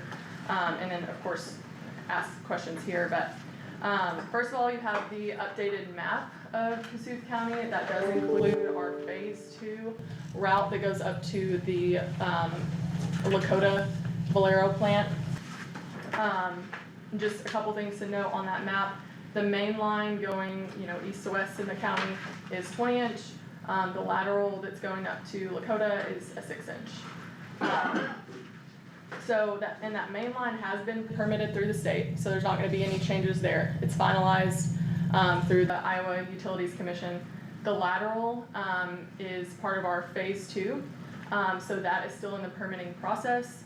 There could be some minor changes there based on landowner negotiations and ultimately, the state's decision on where the pipeline is, ultimately, the route is how it's finalized. And then one other thing on there, if you've seen these maps before, you know this, but the little red bow ties represent valve stations. So on the, that main line, those will be finalized. The ones on the, lateral are not finalized. So there could be a little bit of movement there. Next up is the tax information. Nancy brought this up, but I'll touch on that a little bit. These, just to answer some of her questions, these numbers were not run by Ernst & Young. We did these internally. Our VP of tax ran these numbers, and he did a breakdown based on how the state currently assesses pipelines and how they distribute those funds. These are not something you can put in your budget. I cannot give you a written guarantee of these numbers. They're simply an estimate. But if you want to do your own research, you can look at counties like Story County that has Dakota Access running through it. I think 2 years ago they got over $1 million. I want to say $1.5 million in tax revenue that they published that on their county website. They have less miles of pipeline from Dakota Access than you guys will have here in Kossuth County from us. So they are an estimate at the end of the day, but we try to keep them updated as things change, and we'll provide you those different breakdowns as often as you request. Let's see if there's anything else. Oh, as far as, I can't promise you that things aren't gonna change with how the state taxes and how they distribute those funds.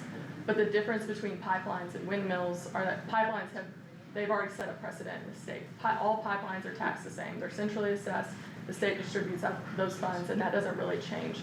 Windmills are relatively new compared to pipelines, so I think that's why you see those differences. I wouldn't expect the way that pipelines are taxed to change in the future. Let's see. I think that is all I have on that. The next thing is the PHMSA regulations. So the federal government, PHMSA, did finally publish their recommendations for those new proposed regulations. My understanding is that those were proposed 5 days before Trump took office. Trump took office, signed an executive order, and that process was kind of frozen before any comments could be made, so there will be a delay in that. But these regulations could change because they have to take comments for a certain period of time, and then they could, rewrite some of the language. But there is, like she mentioned, a 2-mile emergency preparedness zone mentioned in that. Let me look at the exact language. I have it pulled up here. It's not a setback, but it is like, an emergency preparedness zone. So we would have to do those high density studies, kind of like what we do already with high consequence areas. So, and then we would have to keep track of that. What are the thresholds for that? That's all to be written in the regulation. What I know right now is that we would have to do an annual population survey. So within the 2-mile corridor, operators would conduct an annual population density survey, similar to the existing regulations for high consequence areas, and keep that on record and submit it to the federal government, I think on a yearly basis. But do you know what the current thresholds are for population for your high consequence areas? what do you mean threshold? Like Population density or whatever, what falls into that category? So high consequence areas cover a couple of different things, like, so I would consider, I believe, Algona would be considered a high consequence area, but also anywhere where there's a large river. I knew that was one of the things. Large, what did you say? River. River. Yeah, and that basically just adds, it doesn't say you can't put the pipeline there, it just says you need extra precautions, like the valves need to be closer together. You might have to do extra studies, like for the rivers, we have to do that lateral migration test to make sure that our bore pits are far enough apart where there's not any river slough off that could expose the pipe. So it just adds extra safety measures, I'm assuming, which I shouldn't do, but that is exactly what this 2-mile emergency preparedness zone would be for, and those studies that would go along with that. But as I said, it's all there's gonna be a delay, because that process has been frozen, but we wanted to make sure that we got you, updates on that while I'm here, and then we'll continue, to update you on that stuff as well. As far as just going into emergency preparedness a little bit more, because this is something I know that gets brought up in a lot of the counties, just a reminder that Summit Carbon Solutions will provide all emergency response equipment.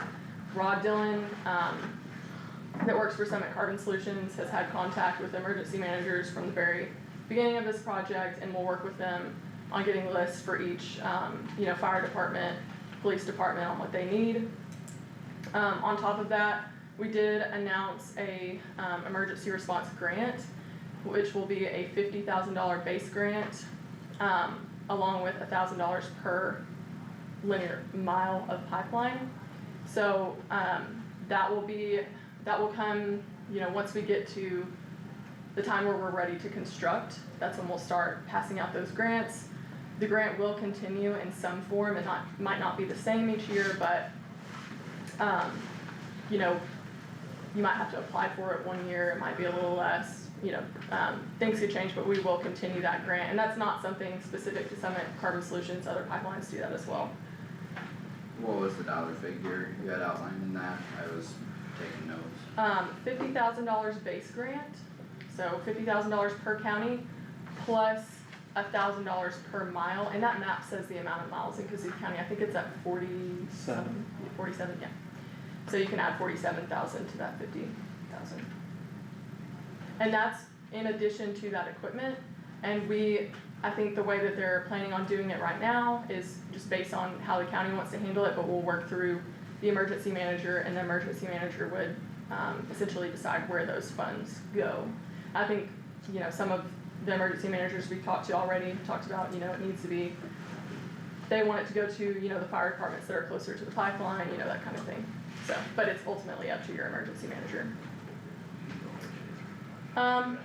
Where the project stands today, so as I mentioned earlier, in Iowa, we do have that phase 1 route approved by the state that comes with some stipulations, such as we need to get all major state permits before we can start construction. We did receive our North Dakota construction permit in December. We also received our sequestration permit in North Dakota in December. We reapplied in South Dakota in November, and the way that the state works up there is from the time that you apply, the state has 1 year to make a decision. So we will know by this November if we are approved or denied in South Dakota. Minnesota has already been approved, part of Minnesota has been approved. We have a lateral that's coming up out of Iowa into Minnesota, and we have one that's coming out of South Dakota. So the one coming out of South Dakota has been approved, we're still waiting on the one that's coming out of Iowa. Nebraska, there's no state permit, so it's working individually with counties. So we're working on that as well. Iowa phase 2, we finished those informational meetings back in September, October, I believe, which then allowed us to start getting survey permissions. That's what we're working on now. So, and we don't have any of the hearings, they haven't been scheduled by the state yet. So we're hoping that, you know, all of it can be done by this November, hopefully by next spring, which would mean we would start construction in summer of 26. But, you know, you can probably tell by the way I'm talking about it, it's a moving target because it's all up to the state. With that said, I guess, yeah, do you guys have any questions for me? I think that's really all I have to go over.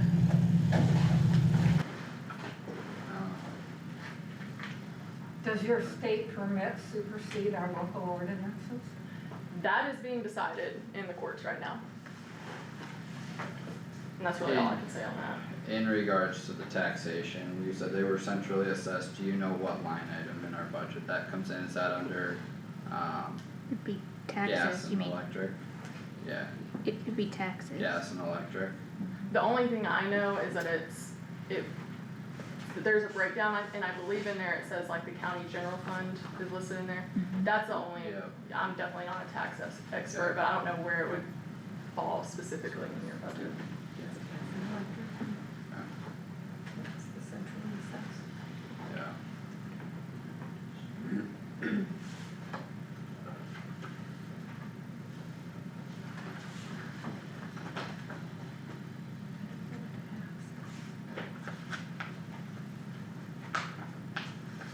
How many parcels are not signed yet in Kossuth County? I don't have the parcel number, I have the number of landowners that have signed, 35 of the 67, I think that puts us around 53%. Another, 35 of 67. yes, another, Signed. yes. Another stipulation that the state has is that we have to go back to every landowner that has not signed yet and offer our last best offer. So that's something that we'll be going around and doing. I don't believe it's been done yet, but Is that for the main line or? that's for the main line. That's But I just would for- assume that it would be written into our phase 2 permit as well. No, I meant the number of signed ones, Oh, so that's just yes. for the main line. Cause we haven't started acquisition on the Yeah. lateral yet, yeah. So when you mentioned last best offer, you're off, so someone hasn't signed, you would offer at least as much as you've done The to anybody. highest. Well, no, to that specific person. So if we've gone out and we've negotiated and, say like 2 years ago, it was at, I'm just using random numbers, $100,000, and then they went, things changed, and so they went down and said, okay, 75,000 now. Well, we would have to go back through those records and see what's the highest amount we've offered, okay, it was that $100,000, that's what we have to go back and offer now, at least that much.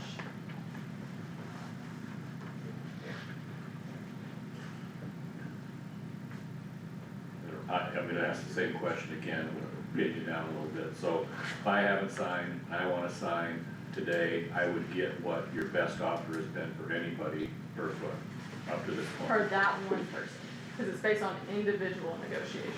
So, 'Cause everyone has maybe to different amounts of clarify what miles. Howard's asking, if me and Josh are neighbors, you offer him 100,000, you offer me 50,000, it's, his best offer is 100,000, my best offer is 50. Correct. Yep. So it's. So it's not necessarily equal, it's just the best offer you've offered me over time. Yeah, because, everybody's property is different, everybody has negotiated different things, and we don't cross each property the same, or as many miles, you know what I mean? I understand distances are different, that's fairly logical, but I'm not sure I understand what the other differences are. I'm not saying they're not there, I'm just not sure I understand what they are. Well, they could be, without getting too deep in the weeds, they could be, people negotiate, a lower dollar amount for, more depth of cover, or a lower dollar amount for moving the pipeline in a certain area that's gonna cause constructability issues where, we have to spend more money, so they accept a lower dollar amount, that kind of thing. That's what could affect negotiation.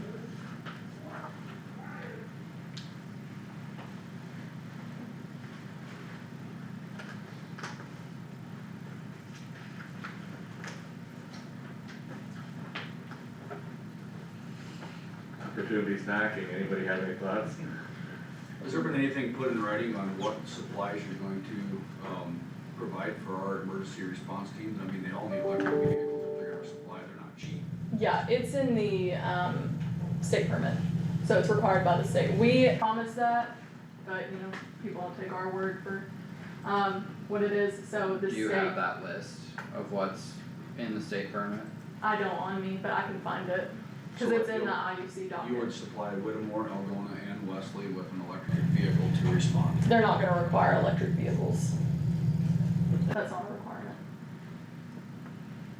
Then how do you get in there? How do you plan to get there? That wouldn't be, You we're ain't gonna- helping the situation any. So, we have done dispersion modeling, which we will use in our emergency response training. That will dictate how we respond to any kind of rupture. During those responses, more than likely what the local emergency officials are gonna be tasked with doing is they'll have a monitor, and they will essentially fence off the area. And our personnel will go into the area. So it's not just gonna be your local emergency responders, it will be our emergency responders as well. Every single person that's gonna be working on this pipeline to maintain it daily, as well as working at the ethanol plants, which will have somebody there 24/7 at the ethanol plants working on our facility, is gonna be trained in emergency response. So we'll have those trainings, we'll work together, but more than likely, the situation is gonna, and with all pipelines, it will be for the local emergency responders to kind of set a perimeter, not to go into that area. So it's a shelter in place. Yeah. That might be the case, that we've seen other, down in Louisiana, there was it wasn't a rupture, but there was like a gasket, at a valve or a launcher receiver, a gasket failed.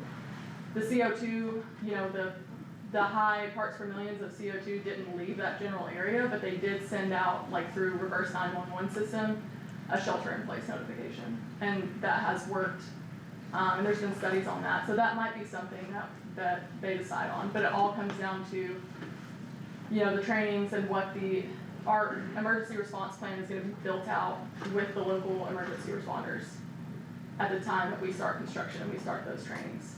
So is there anything defined, like for instance, his son would be 700 feet from the pipeline, if that thing would rupture by his house, what is your time of response for your emergency personnel to that location, which would be a mile south of Algona? That's gonna be built out. I can tell you that for every person, like I said, we've done our dispersion modeling. For every home that is within what we consider a could affect area, if there's a worst case scenario, like we talk about Satartia, Mississippi all the time, guillotine rupture, cold day, not a lot of wind, that stuff's gonna be sitting there.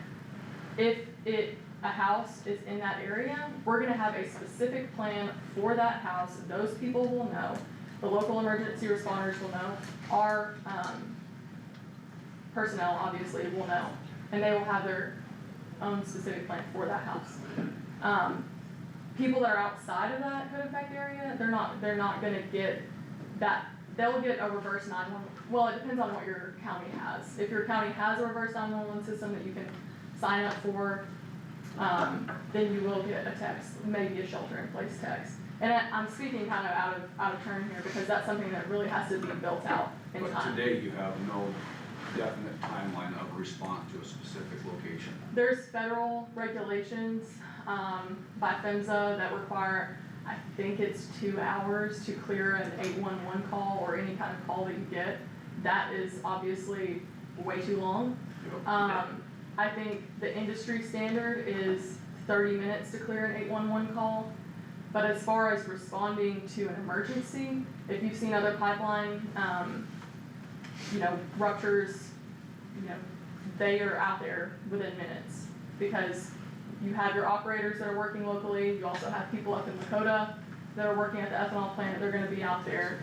So where would be your, From where we live. where would be your, They'll be dead before. Yeah. where would be your nearest operator location for Algona? That also has to be built out once we get to that construction phase. Because we have to hire those people on. They get to choose essentially where they live within a certain window. But we don't, I can't tell you where exactly they will be right now. How do I shelter in place when I'm out in the pasture working on the fence or taking sunrise photos? I can't give you an answer to that. But what if you're in a tractor or a car and it shuts down and, are you safe inside that vehicle? Until the air runs out. I think there's a lot of different circumstances, and in some you would be Well, safe. you guys need to answer it for those circumstances. You haven't answered any of them circumstances yet. That's what our trainings would be for, and like I said, if there was an incident, we would have a way to get that message out to the public on what to do. Most likely it will be a shelter in place. And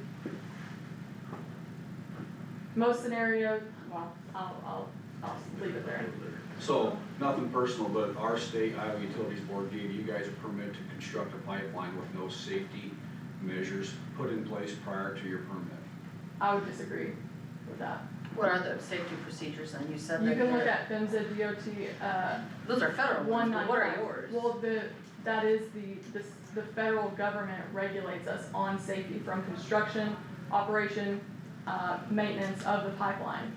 So if you go look at that document, which I tell everybody to do, but nobody wants to take the time to read it because it's so large, you will see the. So you're specific asking people to look through a regulations. really large document to find out how it applies to them, as opposed to giving them that information at a public hearing? I can certainly shoot you a link. Well, the new proposed regulations state the risk carbon dioxide pipelines pose to the public and environment are not adequately addressed in the existing location-based Part 195 requirements. Yeah, and so PHMSA does another thing where they send out bulletins before they actually publish their regulations. One of those bulletins was the lateral migration test that I talked about earlier, where you study the movement of rivers over the last 50 to 100 years, and you move those bore pits back based on that information, because that's how Satartia, Mississippi happened. Is they had a large slough off of that river, pipe was exposed, and you had a guillotine rupture. which you just honestly don't see in the pipeline industry very often. So they put a bulletin out for that. That's not actually a regulation yet, but it will be. We and other pipeline companies pay attention to those bulletins and follow them before they become regulation. So we anticipate that, we implement that, and we follow those regulations. So Summit has no safety measures put in place at the current moment because they haven't started construction when safety should be your number one concern. I wouldn't say that. There's steps in the process. Like I said, we've been in contact with the emergency manager since the beginning of this. We have specific regulations that we have to follow, like having those operators work locally across the line. We'll have to have them at the ethanol plant facility. But we don't even know where they're going to be placed, and you already have a permit to build that. Not exactly, but we will have to follow federal safety regulations. That's why they're there. That's why the federal government spends so much money every year on employees. So what does the federal government say the minimum response time has to be? Like I said, their regulation, I believe, and there could be somewhere else that it gives a better one, but I think it's 2 hours to clear an 811 call. And so that's the minimum requirement of what you have to do, and there's nothing stating that you'll do anything better than that. I wouldn't quote me on that, because there could be something else. But that's what I know of. I'm certainly not, I don't work at PHMSA, I'm not a pipeline engineer, nor do I work on the safety team. I'm a public relations person. Correct. So that's something I could find out and send to you, but like I said, even with that response for the 811 call being 2 hours, that's not industry standard. Industry standard is 30 minutes. And like, if you look at past action by pipeline companies, you can see if there is a rupture, they're gonna be out there quick, and there's gonna be a lot of them. And that, we would be no different. How can you possibly afford to keep that many employees around here just for safety measures? They're not, we don't have government employees. So you're saying the government's gonna respond, not the pipeline? No. Okay, I'm not understanding that. The government has the Pipeline Hazardous Material Safety Administration at the federal level. They have employees that put together these regulations and hold us to these regulations. For example, after Satartia, Mississippi, that incident, they got fined so much that they went out of business, or had to sell, or something like that. So that's where the federal employees come from. We have our own employees that will maintain the pipeline, and that will be trained in emergency response. I understand, and you say that you're gonna send the local people and we're gonna set up a Zoom, and then you're gonna send in your own people. How many people are you going to have, and how do you keep them all in this area, employ them, and what else will they be doing? I mean, Kossuth is a big county. If we're depending on people from the north end of the county to come down and take care of us, it's gonna be more than 2 hours than the federal standard. If there's gonna, we have all these wonderful ideas that you're giving us and there's reassurances, but will you really have that many people to come in? I mean, we cover a large area. There's 15 of my family members that live in this, within the zone of the pipeline. I could lose my entire family over this. I need to know that it's, you say, well, if we have people all around and they're just gonna come right in 30 minutes. Where are these people gonna be and how close, I mean, truly, can they respond in less than 30 minutes? Yes. So, like I said earlier, we will have, I can give you one location for sure right now that they will be at, and that is at each ethanol plant facility. There will be more than that because that is what is required by the federal government. Their job, their daily job is to maintain the line. Do walks, do, maintenance on it. Run the pigs through, I think we've talked about pigs here before, the inline inspection tools to check if there's loss of depth of cover, any kind of corrosion on the line. That's their job, is to run those tools, make sure that everything is going well, and do maintenance on it before any kind of incident ever happens. That would be the hope. So And that, I mean, that's really what happens all across the United States today. That's why we don't have pipeline ruptures like we have plane crashes right now for some reason. Is because we have people maintaining these lines constantly. And they're not, you know, I know it's hard to take our word, cause we're the big bad pipeline company, but what I would say is just to look at past, pipeline companies and what they've done. Go, you know, look up any kind of rupture or incident and see how quickly the response. But you are a totally different hazardous chemical than what a lot of the other pipelines are. Yours is a very deadly thing that can kill people instantly almost, so. That's. You rupture a gas, a crude line or some other natural gas line, it ain't necessarily gonna kill everybody within a 2-mile area in a very short time. CO2 will not kill everybody within a 2-mile area. And I understand a lot of people think this is more dangerous because of what happened in Sequoia, Mississippi, but the fact is that no one has died from a CO2 pipeline rupture. And those people went to the hospital, but they were not hospitalized. The hospital didn't know what to do, that's why they sent them home. There were also other chemicals in that pipeline aside from CO2. You have to think about the differences. Which was proven not to cause an issue. They were not documented as being in the air later on. And that goes back to your point that you just made. The hospital didn't know what to do, and they didn't have the right equipment out there to monitor the air at the time that the rupture happened. So you go back out there later, what happens? It disperses. So there's. No, they found CO2 in the air hours later. I guess I don't know of any other pipeline that has to prepare emergency personnel, bring in extra safety equipment, you know, have special measures in place, and yet state that they're as safe as any other pipeline that goes through the area. No other pipeline, no gas line, no crude line. They don't have to have specially trained personnel. You can understand our fear. I do see that there is fear, but I have to respectfully disagree. This is industry standard, what we are doing. All pipeline companies have their own personnel, they're maintaining the line. Like I said, we're regulated by PHMSA, but we're not regulated any differently than other pipelines. Like, I don't know, do you guys have the anhydrous line here? You'll have to cross it. I know there's one in Clay County. That is regulated exactly the same as CO2, and I would argue that that's a lot more dangerous than CO2. So, we're considered a hazardous liquid pipeline.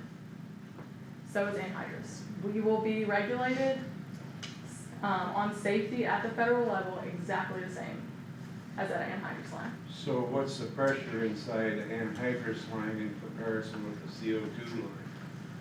Most of those are around 500 pounds per square inch, as I understand it, and the CO2 is gonna be 2,500 pounds per square inch. No, so I don't know about anhydrous, but we're looking at a max of 2,100 PSI. And when we say max, that is, again, we're going to federal regulation here. They require us to put a maximum on the pipeline, and that's above what we're ever more than likely gonna be operating at. But it's what we test at, it's what we hydro test at for 4 to 8 hours. You're not gonna operate it at the maximum to collect the most money that you can. No. Is what you're saying. We will not be operating at maximum operating pressure for. So your investors aren't gonna make you operate it at maximum capacity to make as much money as they can. Well, in order to operate at that maximum operating pressure, you would need to be moving, the most that the pipeline could allow. And we don't have that much, we're not moving that much CO2 based on our current, partnerships. And even if we did, it's the maximum allowable operating pressure. That doesn't mean that we're gonna hit it. Will we be around 2,000 PSI? Yeah, sometimes. Directly after it leaves the ethanol plant facility, the way it works is the ethanol plant facility works as a pump station, pushes it out at a high PSI, and it goes down, down, down until it hits a pump station. Then it goes back up, down, down, again. And that's how it moves. But And in terms of safety, you're saying that at 2,000 pounds of pressure, CO2 is relatively not any more dangerous than 500 pounds of liquid petroleum or whatever? I would say, I mean, I'm not gonna compare. I would say with Summit Carbon Solutions CO2 pipeline, the most risk that you're at, if there is a rupture, if you're standing next to it when there is a rupture, is not the CO2, it is the pressure, because it's gonna push up debris. So that is, yeah, it's gonna be under pressure, and it's also underground, so it would push some dirt. You know, especially if you're on a back, more than likely what would happen in that scenario is you're on a backhoe, you didn't call 811, you hit it, you think it's a rock, you hit it again, and it busts. And then you have debris flying up in your face, if you're in an open cab. Or you have somebody standing out to the side that gets debris in their face. But it's not something that you're not gonna be instantly asphyxiated. I know that's hard to hear, but that is the truth. It's not gonna, if you're sitting in an open cab and you hit the pipeline, we've seen it has happened to pipeline operators who have accidentally pulled up a CO2 pipeline with their backhoe into their face of an open cab and walked out of the cab, ended up with frostbite on his fingers. That's the only OSHA recordable that there is regarding CO2 pipelines.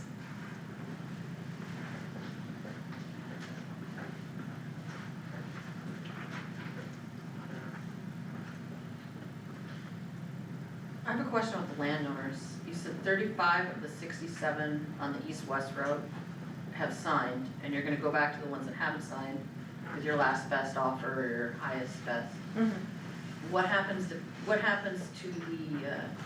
the landowners that don't sign that last best? What's the next step? So, we have said from the beginning, our goal is 100% voluntary acquisition. We've worked to do that, and, you know, I think overall we have 75%, and, you know, all the states combined acquired. So I think that shows. We're gonna continue to work with people. We might go out and give that last best offer, they don't take it. We're not gonna go to what you're hinting at, eminent domain, until we absolutely have to, which would be at the time that we have to start construction. We have all state permits, and we have, you know, maybe we're up to 90% acquired at that point across all 5 states.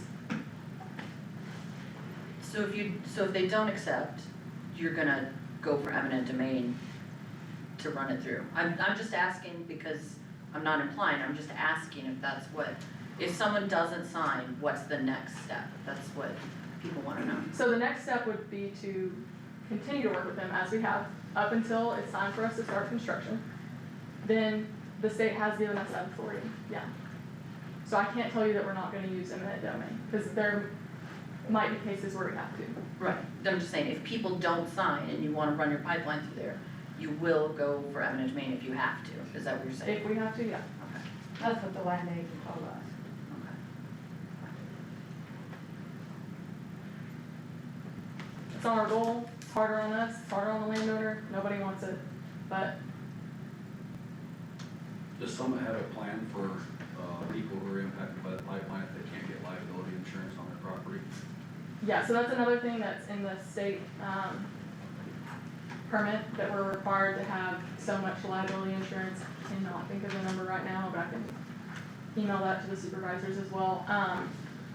We have to hold liability insurance on the pipeline. For yourself? For ourselves. So I'm gonna break this down as best as I can. I don't know where the letters are coming from that say that people can't get liability insurance.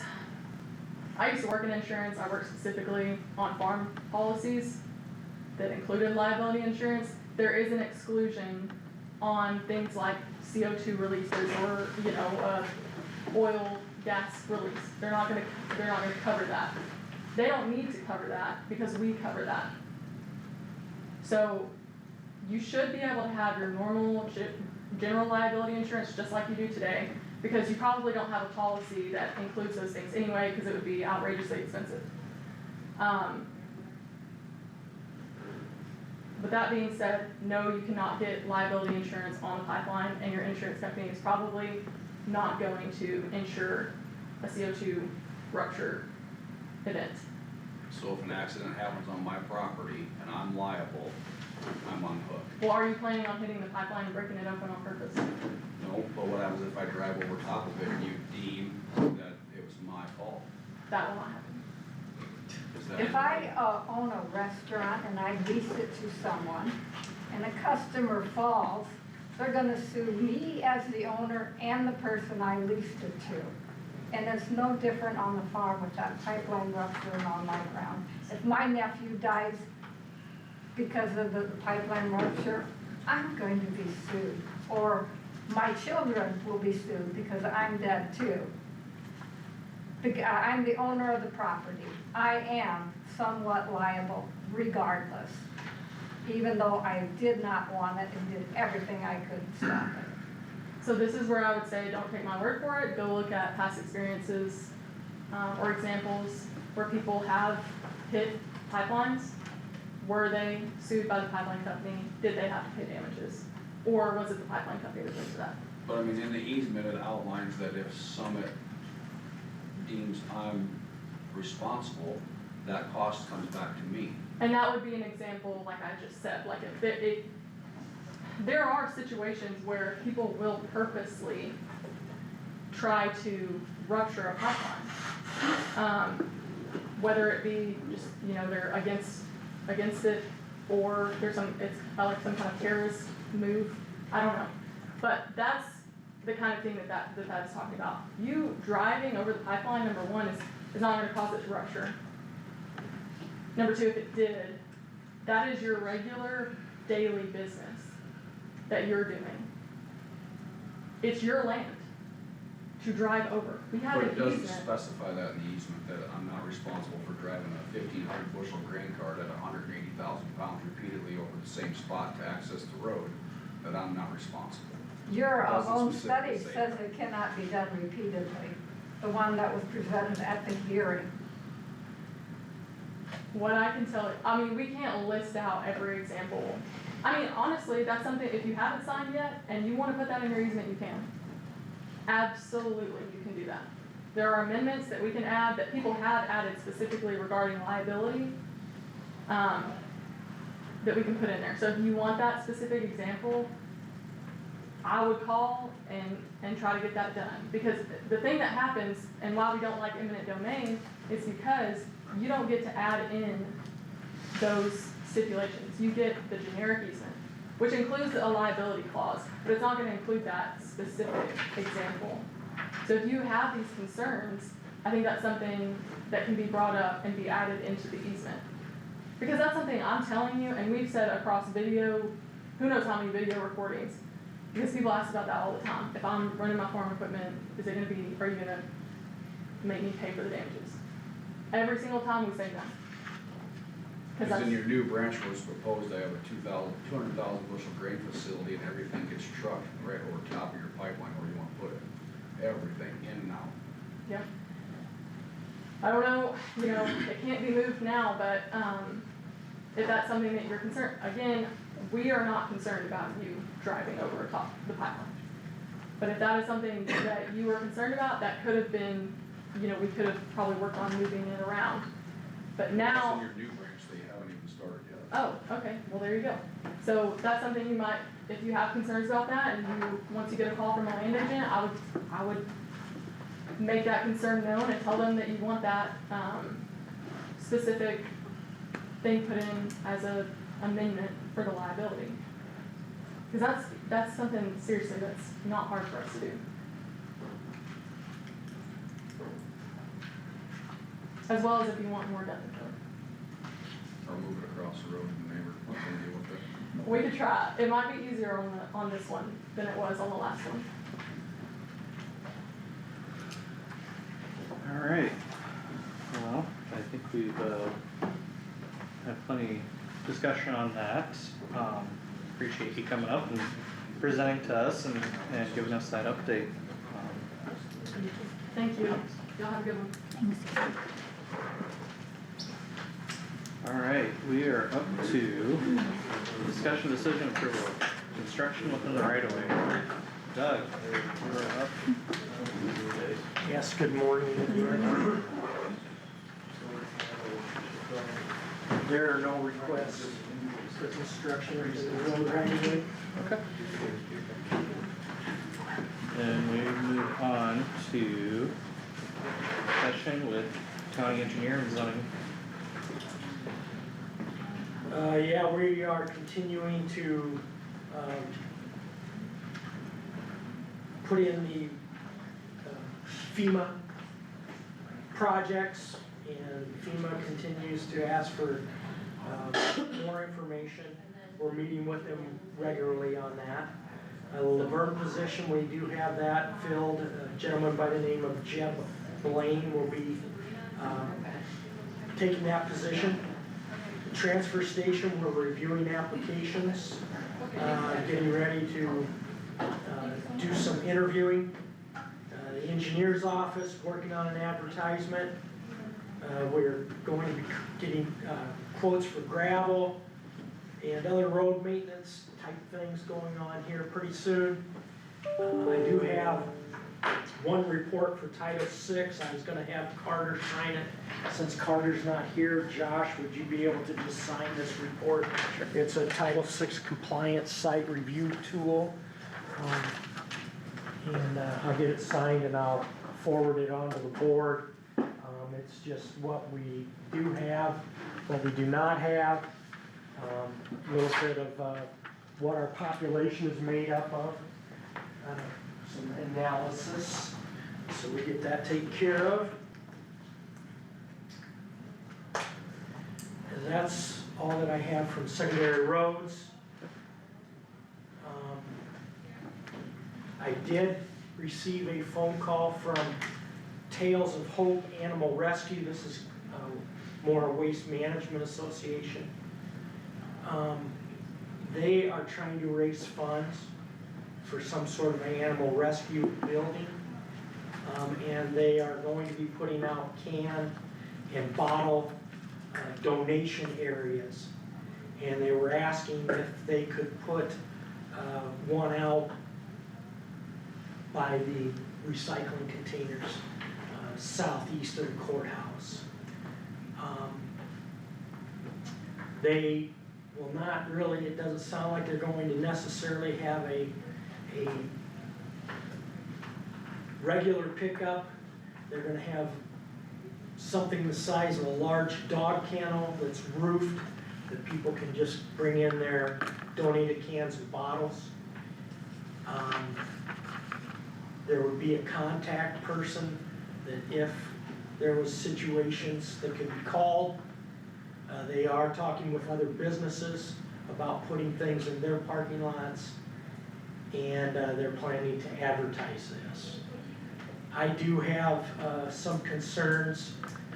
Right now, the way that we pick up our receptacles down there, we pretty much use the whole parking lot by bringing a truck in, backing the truck up, lifting up everything.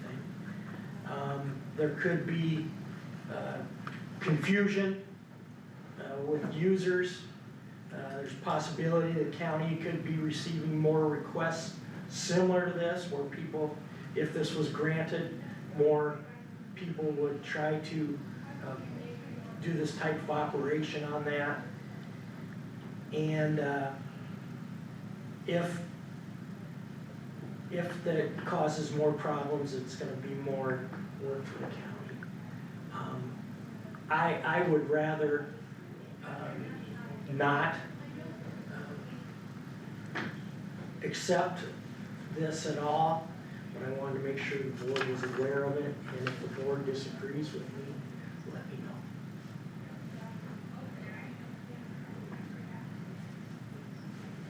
Do you know if they've asked the library or the newspaper about putting it on their side, so it'd be close, but still a separate I do not. entity? They indicated the Baumgars parking lot, but there's still some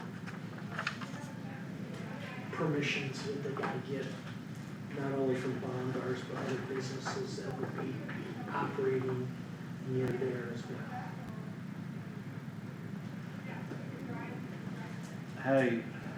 I would have to side with you kind of against it, not for the fact like that we don't wanna help them out, it's just for the fact that if we open up that, you know, where we're allowing one person to utilize that site for donations and we need, then that opens up and we'd have to allow everybody to use it, and there's just, and like you said, we got trucks backing up in there to pick up those receptacles and there doesn't leave a whole lot of room for setting something like that up, so, I mean, I would have to agree with you that it wouldn't be a good idea, like I said, not for the fact that I don't wanna help and, you know, provide Right. that for them, it's just it kind of opens us up for more issues. Do you guys have any thoughts on that? I'm all right with that, if we feel like it's a, you know, it's a concern, I'm okay with not doing it. All right, thank you. That's all that I have. Alright, thank you.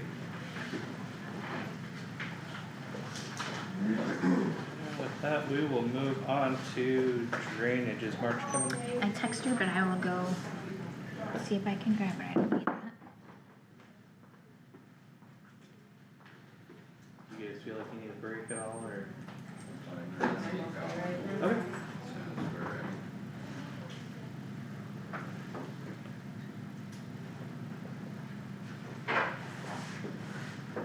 Yeah, if you wanna come up, if you got something you need to set up or anything. Not set up, but, I do have physical copies I can hand out here. Yeah, that'd be While fine, we we wait. do have one Yeah. request. Yeah, I see that. Yep. Yeah. Morning.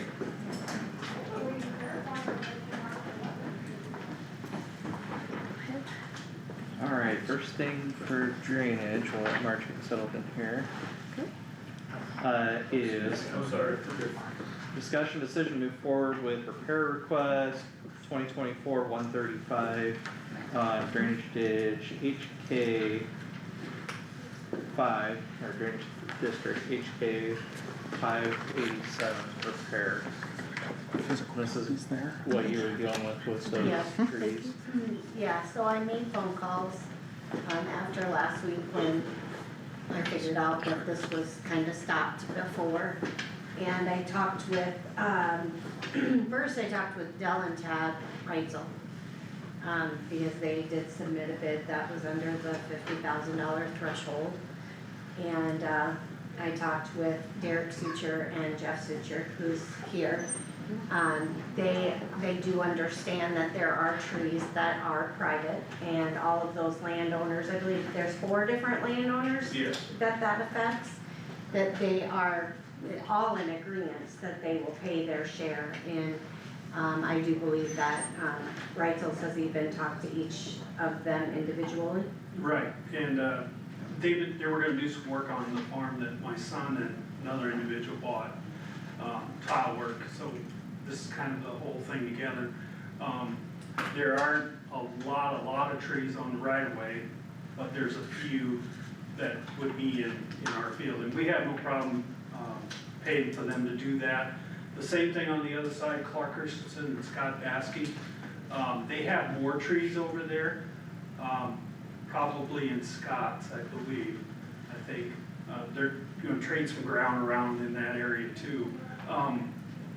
But we all agree that those trees need, we will pay for our trees if the ditch would pay for the trees within that right of way. And then level that, cause that, the spoils bank was never leveled there either. So it'd be a good time to do all of that, to take the trees out, level the spoils bank. I did talk to Doug a little bit last week about maybe, I know you brought up about, doing a survey. I don't know what a survey of that would entail, to find out what was within the drainage district, the right of way, and what was in the field. But I thought maybe we could do it through, some aerial photos. Otherwise, that would be a cost to the drainage district to have it surveyed. They did have it surveyed when they purchased the land. So there is a survey that exists, but it doesn't have anything to do with the drainage. They didn't put any markers right away. So, that's kind of what we're looking at. If you have any questions, if you need somebody to go get, something signed by those landowners that they would cover the cost of theirs, if the drain would cover the cost of what was in the, right of way. We like to just clean it up. It hasn't been a big problem, but I own the ground upstream of where the two come in together, and, I lose a little back in there, and I'd sure hate to have something happen where the two come together and go through this piece of property too, so maybe a good time to get it fixed. So I would like to proceed with, taking care of this. Are there any, I mean, do you want the in writing stipulation? Do we do that for all of them that are, I mean, Well, I this don't is kinda want it to unique be- too, Yeah, because there is trees outside of it, I can get that, and whoever gets the bid would probably do it. Okay, And, you know, it'd be advantageous for the well, for the drain and for us, and that, you know. yeah, It's the other guys that are paying for this too, so we don't wanna spend any money stupidly, right, you right, know. agreed. Yeah, So I whatever think it you takes. touch, doing the due diligence to Yeah. make sure it's all. Right. Do you want me to go and get something in writing from those guys? If you craft it, we could sign it. It might not hurt, and it is a little bit unique, I don't know if it's 100% necessary, but, as far as like, what work is encompassed in the bid, I guess maybe that would be one of the questions I have, if it's leveling out all those, It is. spoil banks and making that farmable and stuff, that does change the price tag, 'cause there's some pretty big ravine in there, if I remember right. It does Like, say it that. goes off Yeah, from the ditch well, it was- and settles in quite a bit. It's big enough there that, you know, originally there was a drain that had its own path. I own the farm upstream of it, and there's not really any of that, a little bit of it, but when you go downstream, there were some old, oxbows or Yeah, whatever, that would make you sense. know. Cause it water flowed before they put the dredge in, so Yeah. those were never addressed at that time. And most of those have been addressed as we go. This one's probably the last one Probably. on that drain that hasn't been. And it does state it in the bid that would be done. What all do they have laid out there?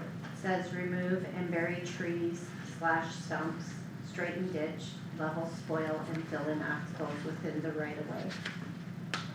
And then it just says, surface and drains and tile outlets are as needed and are not included in the bid. I'm sure that's standard to put in there. Yeah, I don't know how many they'll find or whatever. Yeah. So. So I would like to, I don't have any other questions right now. If you are doing an agreement, we would draw that up or whatever. I don't know, do we have any kind of an agreement that we've ever asked people to sign No. before? Not Probably- anything that's set up, but Probably as not. long as if Reitzels does or whoever gets the bid, does the billing to the landowners. They are, Then- and they have talked to each landowner and, Yeah. each landowner has told them that they agreed to pay their portion of that. So, What we that- have done before, which would not really be directly connected, but would be maybe loosely similar, is like, with some voluntary annexations, we've had a petition form where the landowner says they'll pay for the, they agree, Engineering. it's literally like a sentence or two, but they say that they'll pay for their engineering because that's a landowner responsibility, and then, it kinda gives us a little bit of something, but it's nothing fancy, so I mean, it could potentially be that simple of names of each landowner saying, we agree to pay our share outside the district And facility. maybe we just, Just do that. use the The legal petition form, description. yeah, And maybe that's the thing that we should do anyway, so that everybody knows exactly what they're paying for and not, yeah, Yeah, so. yeah, I don't think it would need to be some huge 10-page document that's drafted by an attorney by any No. means, but if you lay out the property owners with the property description and that they pay for the stuff outside the right of way, probably could be that simple. Do you want me to do that and submit something to the Marge? You could, Would, Then you would, can check my that's spelling. up to you. make sure you get the periods in the right place. There you go. Yeah, I mean, I wouldn't think it would be anything fancy, but it might be a little extra security. Right, and And then- transparency for everyone in the district. And then, could we use a map to find out which trees are in the right of way, or do you wanna just have them measure it out when we get there, or? Yeah, I mean, They said they were gonna measure it out, but, if they measure it out as they're there, that's probably alright. yeah. I mean, I can, like, from the maps we have a tool that you can measure on the map, Right. so I mean, that could get you loosely close, I mean, Looked like the Like- assessors were pretty detailed. well, and what I'm saying, our GIS maps that we have like on our phones and stuff, you can measure on there, but like typically when I'm out in the field doing stuff like that, it shows my accuracy is within 10 to 20 feet. So I mean, there's a margin of error just with technology, we're not down to the inch like GPS and tractors. But, I mean, you could measure it off the ditch, you can do whatever, but yeah, I mean, I think they could get fairly close, so. Alright, sounds good, thank you. Okay. So, were you gonna make a motion? I mean, can we make a motion, or do we, I mean, I would like to have something, Some direction. yeah, I would like to have a motion today. And, would you like it to, try asking before I should make the motion first, but would you like just the writing in there that the landowners sign saying that they agree to remove their portion of the trees? Yeah, that would probably be fair, cause then it could be a motion to proceed based on, getting the documentation from the landowners that they agree to pay Okay, their share, I mean. yeah, I so then think as that soon is- as we have that, we proceed. do it now, do it now, Yeah, do it now. No, Yeah. we can make a motion. Yeah, now, I'm but saying once- do it now. Once the paperwork Yeah. came in, then she'd be able to. Right, move make the forward. motion. All right, Yeah, thank fine. you. Yeah. Alright, so I would move that we move forward with repair requests, it says 2024-135 for the HK 5-87 repair. And, that proceeds, when we have the landowner signatures for taking care of that part. Okay. We have a motion by Garmin, is there a I'll second? Second by Stecker. Any further discussion on the motion? Hearing none, all those in favor say aye. Alright. Aye. Aye. Any opposed say nay. Motion carried unanimous. Thanks for coming in. Thank you. So Kyle seconded that. Marge, so you'll let me know as soon as you have that? yeah. Perfect. Kyle, did you second that? You got, Yeah, I did. there you go. Thank you. Yep, thanks. Alright, next up, we have discussion decision, approve change order 5 for DD 60 sub 4 improvements. Okay, so Dell has been out of, on vacation, so he didn't get his papers in, so we'll put that for next week Okay, for those two. Tyler, you wanna talk about? Yeah, I can just speak to that. As we close out, the Drainage District 60 sub 4 main tile improvement project, this is the last change order. There's always the one final one where we rectify the quantities for what we had as the assumed values to what was actually used in construction. This last change order represents a decrease in contract price of $34,879.28. What that reflects mostly is some odds and ends, connections, elbows that weren't utilized, but mostly it's the subsurface bedding rock. A lot of times almost every project we assume more of a worst case scenario for the amount of rock that they're gonna have to use. And then we're able to back off on that as we go through when conditions end up being more favorable. So that's what you see, and everything is also then reflected, and we'll get to that in the completion report, as we go. I think there's, right, Marge, there's the change order and the pay app that won't be able to be done. So I can just roll into the completion report if, desired. If you wanna touch on the ovality. Oh, yeah, there was, then the pay application is for the formal ovality report. There was very clearly outlined for televising of the project, that has been completed and reviewed. And there were two issues that were addressed, three.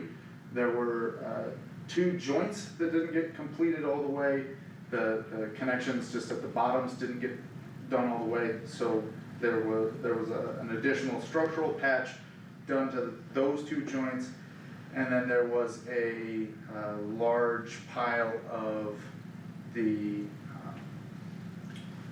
support rock that got washed into the pipe that got removed as well.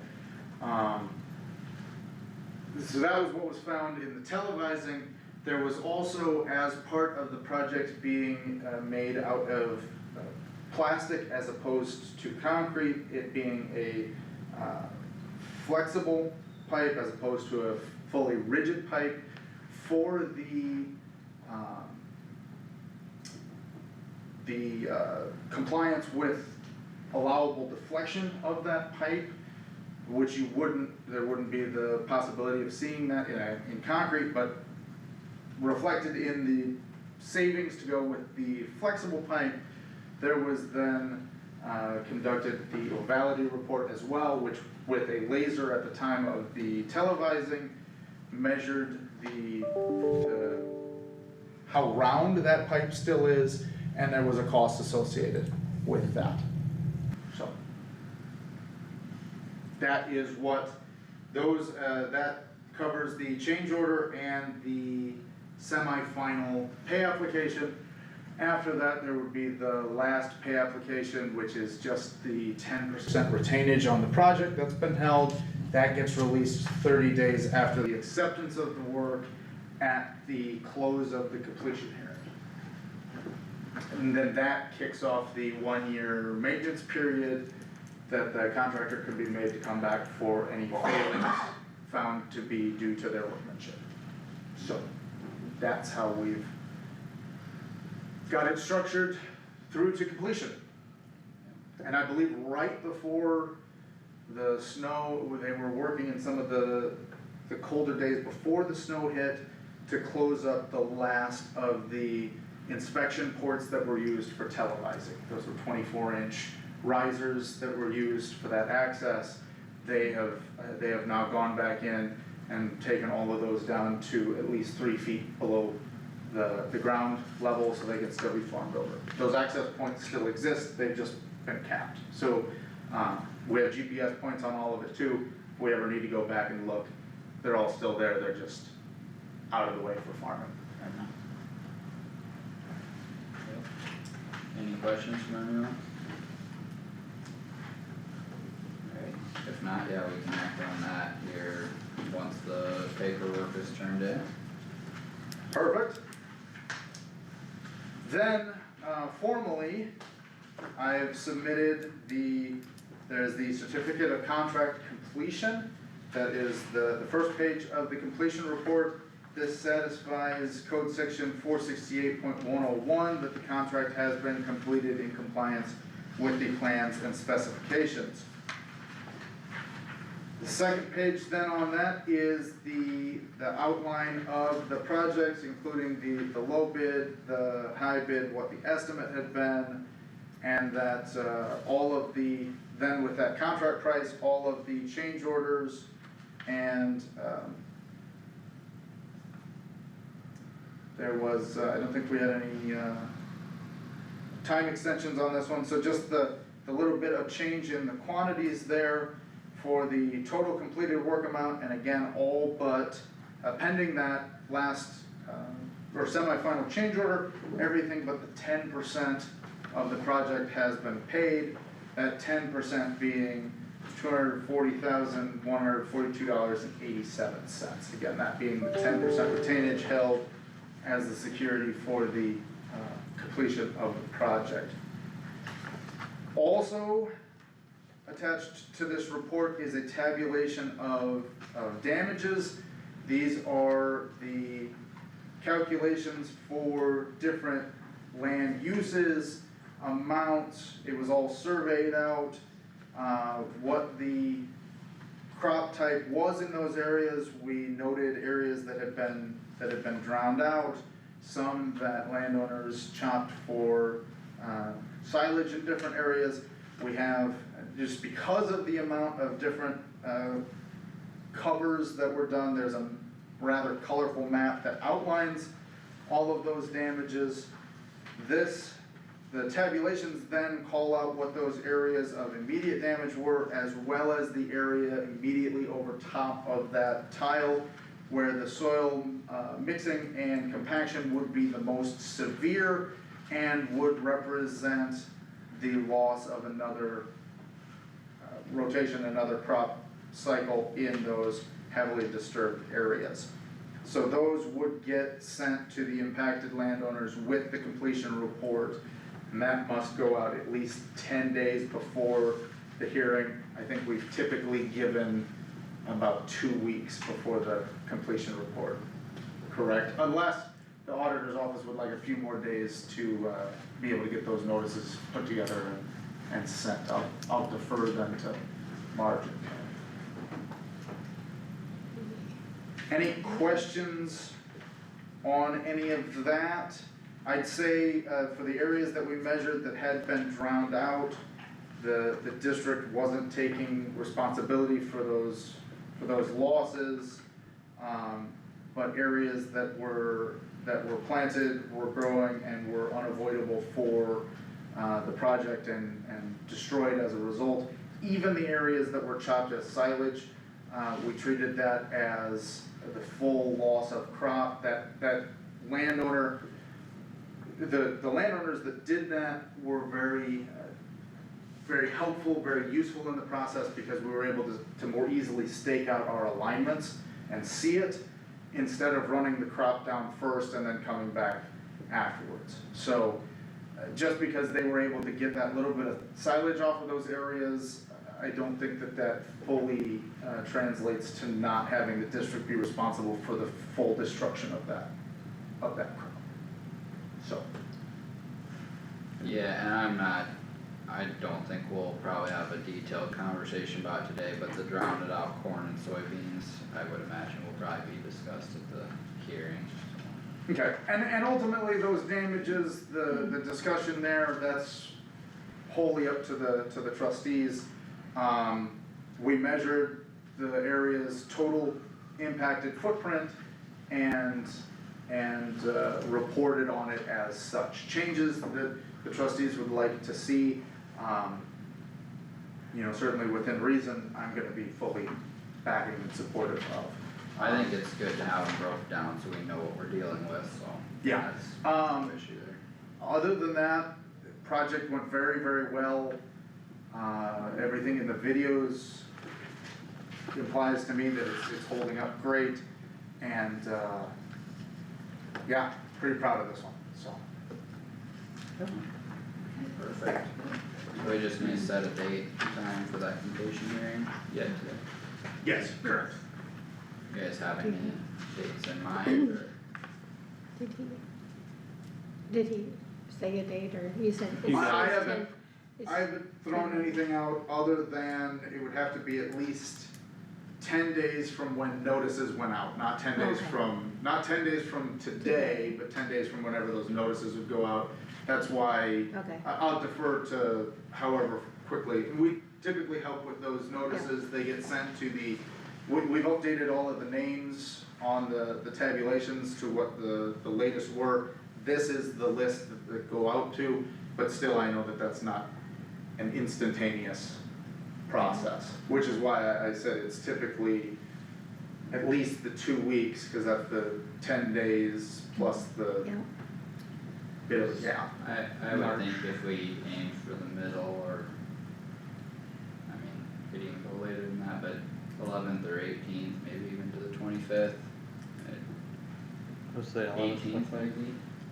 The only thing that I just wanna make sure that the contractor gets, every 7 days we put it off is another 7 days that the contractor doesn't get the retainage that they're due. So I don't want it to be too too out there? I would think we would wanna give ample time for people to see it and digest it and adjust their schedules if they have anything planned. That's fair too. I guess if there's any other thoughts or schedules, I'm open to it, but I personally aim towards the 18th. Give enough cushion to get stuff out and plan. Yeah. Do we have anything else on the calendar for that day, Tammy, do you know? Not yet, I'm not sure what day we're gonna have our first budget max levy hearing, either that day or the 25th, but that'll be earlier in the morning, so. Okay. You wanna shoot for 10 o'clock on the 18th? Yeah, I'd make that motion that we set the date and time for 10 AM on the 18th for the completion report and the public hearing for DD 6 sub 4. Okay, we got a motion by Stecker to set the time at 10 AM on March 18th. Do we have a second to that motion? Second by Garmin. Any further discussion on the motion? I'll just make the comment that I'm new, so I don't know what normal times are and what contractor expects, but farmers typically complain about, being delayed for getting their money from somebody, and if a guy had 3 or 4 of these backed up, it adds up quickly. So that's just a discussion. I think that's, I think it is still fair and reasonable. I had been very hesitant on the 25th. It was just fine. Yeah, and I could agree with that, I mean, I think the 11th or 18th are both within reason. I'm not saying I'm gonna vote against it, I just want to throw it out there. I mean, it's a good point for Yeah. question, comment, all that, but. Any further discussion? Hearing none, all those in favor, please say aye. Aye. Aye. Any opposed, say nay. Motion carried unanimous. It is set for 10 o'clock on the 18th. Is there, I talked to Summit, or they talked to me once, and they have plans, if you have future crop damages, is there anything like that for these projects? You assume all the damages are in the year and there are no more in the future? What our findings are and kind of empirically, what you see with that is the most heavily disturbed, most mixed, and the most compacted, they take about 3 years worth of working and crop growth to get them back. You typically see in the first year 50%. So the question is So there's nothing beyond, there's nothing beyond that. That's fine. Well, there is future crop damages built in, that's what he's saying, he typically figures it at a year's worth of crop damage, but it's spread over 3 years of 50%, 30 and 20. Okay. And he didn't get quite that far. Right. I know. And then future crop damages are then figured anytime we do a project again. Yeah. Right, so that's how that, And in general, people are okay with that solution? For the most part. you'll see there'll be discussion at the completion hearing about values and everything that way, but I can't say that we've ever not come to some sort of agreement with. Thank you. with Yeah. Absolutely. And that is part of the process, that if they have any, objection to what's in the report, they have to file that objection by at least prior to the end of that hearing. And then that could be on the quantity of acres, it could be on the price, it could be on anything under the sun that's in that report, but if they object to it, then we will address those objections in a itemized basis as we go through. Thanks. Alright, next we have discussion decision and appoint commissioners for DD 60 sub 4 reclassification. We all, in our folders, got a list, Those two are both willing. both willing, okay, so, I'd make a motion to appoint Ken Lubenthal and Jay Goshi for commissioners for 60 sub 4. We have a motion by Stecker to appoint Ken Lubenthal and Jay Goshi as commissioners for DD 60 sub 4 reclass. Is there a second to that motion? Second by Parker. Any further discussion on the motion? Hearing none, all those in favor, please say aye. Aye. Aye. Any opposed, say nay. Motion carried unanimous. Thanks, Tyler. Yeah, you bet. You just wanna get me those commissioner contacts at your leisure, I'd appreciate it. Okay, thanks, Thanks all, Tyler. appreciate it. Thank you. Anything else, commissioners before? Yeah, they have. Ken's done it a lot of times. I think Jay's been on one before, but I know he was more of a recent add to the list, he was willing to do it, but yeah, I know Ken has probably a dozen times since I've been here. He's done quite a bit. He used to do, drainage work, like engineering survey stuff previously, so he's well familiar with the drainage process. Sounds good. It doesn't look like we have any repair requests for today. Anybody have anything else for Marge while she's still here? Drainage. Marge, is my repair request that I filled out, is that gonna be next week then? Yeah. Yeah, I got some I Yes. need to fill out here after the meeting and something else. Oh, I need to talk with you on another one for cleaning a ditch out by Buffalo Center. That was, pretty sure we had talked about that previously, that it was a private section of that drain, but I'll come talk to you after the meeting for that too. Nothing else for drainage, then, Thanks, Marge. thanks Marge. Yep, thank you. And then, can we take like a quick 5-minute break before we get into discussion on budget stuff? I'm good with that. Okay.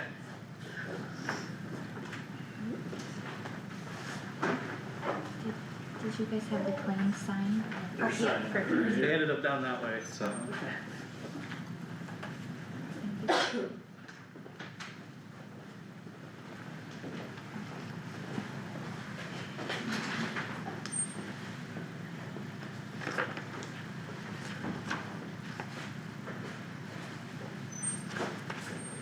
Look like you have something on your mind.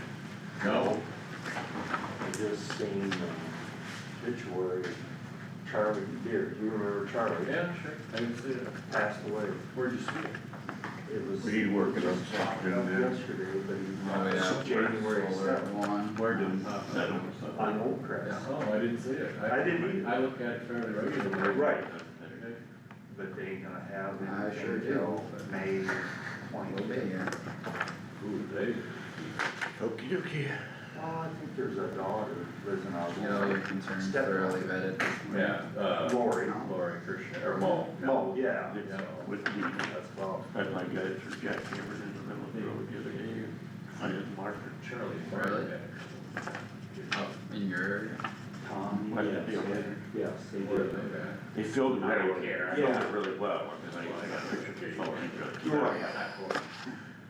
Just like I don't remember. just like a little core, or what they do? And they jackhammered the road from, it was foot down, foot and a half down. Why did they have to do that now? I don't know. Very vague. I mean, we've caught numerous, Right. we caught a decent four-ways every Saturday, called the sheriff. 50 down too, so. Yeah. Sheriff knows, we've called the sheriff numerous times already, caught him on many pieces of ground out surveying. They were surveying Buffalo Creek, Signed That's up for Saturday. Medicare. He's kicked them on. I got that all switched over. That's They on the have lab. been following the process for notification. I'm still on my wife. Oh, yeah, right. And then I'm going to the county, so. Yeah. Unfortunate at best. But, so I've tried to deliver. I mean, they've been on phase Some 2. people tell you that you go to part A, even if you don't send it. Like I said, they sent letters out, but then we know who gets signed and who hasn't signed. Months ago, he's out. He said, part A will never. Yeah, I thought maybe this map was a little bit newer and updated.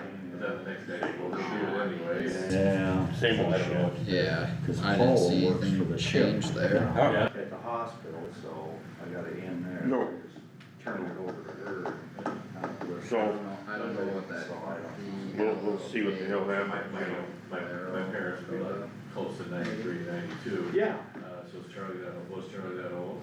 But you see what's happened now, when we put these valves in down by Irvington, Where was he at? and you heard her say all the pressure is greater coming out of the valve or out of the pump. He was born in Out of pumps, not out of valves. 1928. They don't always have pumps or valves, I Yeah. don't think. Oh, okay. And I could be Yeah, wrong, it's but I just, Yeah. I try to pay attention to those details. Yeah, But no, I don't think those are all pumping stations, but I do know they have to have those valves closer there because of the river. okay, So, okay, yeah, that makes it is- sense. It is Yep, a safety. Yep, that's good, that's good.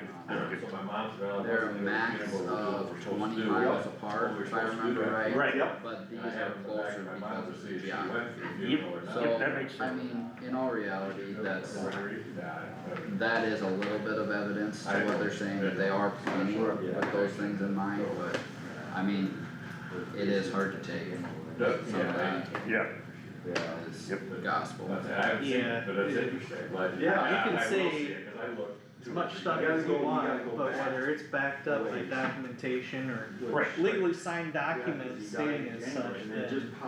but you made a good point, you know, on people with their easement, getting some of that stuff written down, whether they still do it or not. Yeah, I mean, Sometimes they, I've, it's all be on tape, so I don't wanna say for the one. I mean, it just, the money that's gonna cost and the amount they're gonna get out of Dakota, they could just, well, truck that much more out of Dakota. It's just, it is stupid. I mean, Economics of it. the volume side of it, Yeah. you'll never match a pipeline with a truck. No, but I mean, Lakota doesn't have that much production. I mean, they go through 100,000 bushels a day. You remember. That's fine, but there's still people on the, they're relatively small on the spectrum. Well, yeah, but that's also why it's a 6-inch pipe going there, that's pretty small. And on the same token, you know, the majority of that's water. I do know, So I had a connection to the location. And, you know. I'm pretty sure there's a pipeline north of Lakota in that area that I know someone who farms over top of it, I'm pretty sure he said it's a 48-inch. Yeah, I have 42, I have a 42, natural gas one. Yeah, so I mean, That's substantial. that's substantial for that versus a 6-inch CO2 pipeline, I mean, And they say we had pressure on that, and Doug, I should call the call number just to see what kind of pressure we got on that 42, but it's 9/16 of an inch thick. I mean, I go back in 79 and 80 when they were doing it and get pictures, we were bean barred, and, Mom had the camera along when they were bringing that pipe in, and you just can't believe it. yeah, I'm sure You can that, see the umbrellas on the, she got the umbrella on the bean bar, you know, in the picture, but, yeah, we had that where we threw it. I don't believe we haven't had any trouble, you know. no, there's, I mean, they had to go back and redo, they bored underneath the county tile, and they didn't get it low enough, well, somebody was doing their job. They had to come dig that baby out, and when they welded the pipe together, they were sitting 35 feet to the top of the pipe, to the bottom of the pipe, they set that down in the hole, and they put cement weights on it, otherwise the water had floated right back out. Yep. And worked that all back in there, pumps running. Yeah. So, yeah. Glad to do that back in that day without all the equipment they got today. Well, in 79, they had good equipment, I mean. Yeah. And they had guys that knew what they were doing. yeah, I mean, not quite to today's stuff, but Yeah. they were highly. Well, you know. Good? Haven't seen you forever. Well, likewise. Yeah, I try to stay home. You tried to stay home? Here home, here home, here home. Oh, come on, we gonna believe this, guys? Yeah, that's true, I try. Try Once in to a believe while. that, this is like some of the promises she was making. Yeah, that's what I try to do. Everybody doing good? Good. Yeah, how about you? Oh, I'm not good, but my cancer back. Oh, I'm sorry. So, yeah, I started treatments, well, I'm on hormonal therapy right now. Okay. 26 will go up and get fitted for where they do the radiation, and then I'll have radiation for 7 weeks, 5 days a week. Oh, going to Rochester for that or? No, we'll go to my kids. That's where I go for my treatments too, yeah. So, Yeah. I'll get in, could get into corn planting. Yeah. They don't get any gold, you know. Well, take care. Yep, nope, maybe game. Yeah. You bet.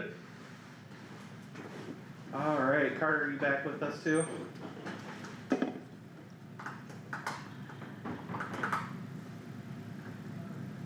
Doesn't sound like it. Maybe not. No. Hey, Larry's muted and doesn't really. We can probably keep going. Yeah, we'll, move on into discussion with our auditor. Okay, Doug mentioned earlier that he got some information from Tales of Hope. I also got a letter from Tales of Hope asking to be on the list of allocations that you approve every year at budget time. They're asking to potentially receive some money from the county for their animal shelter. So I have put that document in and added them to the list. And we'll add them to next year's calendar and see what you guys choose to do at that time. So, Okay, so let's not look at doing that this year, it'll be a next year thing. yeah, it'll be this next year, yeah, yeah. And that's what they asked for, was Okay, for next year. Okay. Yeah, not this year, but next fiscal year, yeah. I don't know, Carter's not on yet, but we do have an Iowa Public Information meeting at 1 o'clock. Okay, Carter, did you get the email from Todd too? We have an IPIB meeting on the 20th at 1 o'clock with Todd. Yes. It's online, about the drainage policy issue with Joe Goshi. I guess they just need some clarification. I think they're ready to dismiss it. They just need some clarification from us. So Todd's asked us to be there for that. Say that when that was again, please. It's Joe Goshi filed a. No, Thursday. when's the, what, this Thursday? This Thursday, yeah. So you Yeah. have 1 here? o'clock. I think it's in Todd, I don't know if it's here, Todd's office, but somewhere here in the building, yeah. So all of us need to be. No, just No. Carter, me, Todd, I had said I would before. okay, yep, so, no. Okay. So I need to be at the courthouse at 1 o'clock? You can talk to Todd about that, see what Todd says. If Kyle's gonna be here, I don't know that he needs both of you, but I'd talk to Todd and ask him, cause I'm getting direction from him. It looks like Okay. they do have a video call option. No, we are doing it video, it is all video, but, Okay, so, okay. so, I'm working in Spencer is why I asked. but yeah, I'd talk to Todd, I think if Kyle's here, it's probably okay, but I'd talk to him about that, Carter. Okay, Cause we're just gonna be joining the Yeah, I teams mean, or the- whatever it The is. discussion was primarily on drainage situations that were in mine and Roger's district before, which would be years now, but that's the situations that we were talking about at the time, so I'm fairly well versed on the situation at hand. And then as far as next week goes, we have, evaluation of county engineer. And so far, besides our regular stuff, that's all we have on the agenda for next week. And I think that is all I have. Alright. Howard?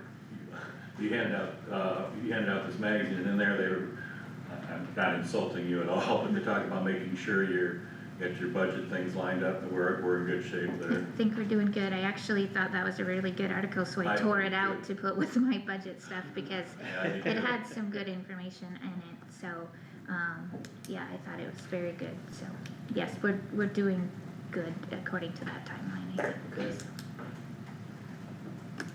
What else? Do you have any meetings this I did last not have week? any, I have a question, I'm no doubt I'm confused because nobody else has talked about it, but is there something tonight at 5 o'clock with the assessor? Am I confused about that? Yeah, that is tonight, that isn't it? I received an email from Brandon, I think the Yeah. whole conference board did, must have been later on Friday. No, I didn't get And anything for that, so it's My not understanding on is the the conference agenda. board is meeting tonight. Oh, I didn't even think to look at our agenda, Yeah. you know? No, I didn't get anything just- about that, so. I saw there was something for that today, but I did not This see was, the details. So there's no of it. problem, yeah, Well, there would be a problem because we would need that posted on our agenda. Yep, and he sent it Friday at 4:44. Yeah, and our agenda already went out, so I wouldn't have known. Yeah. Okay, so how do we proceed? I mean, it would be published as a meet, or it should be And published as a I didn't receive the, And I didn't get anything on it, so. so for a I point of, didn't see the email until Well, so. Monday morning first thing. yeah, I agree with that, I'm sure I didn't see it Friday either, but Carter, were you in contact with him on scheduling this or not?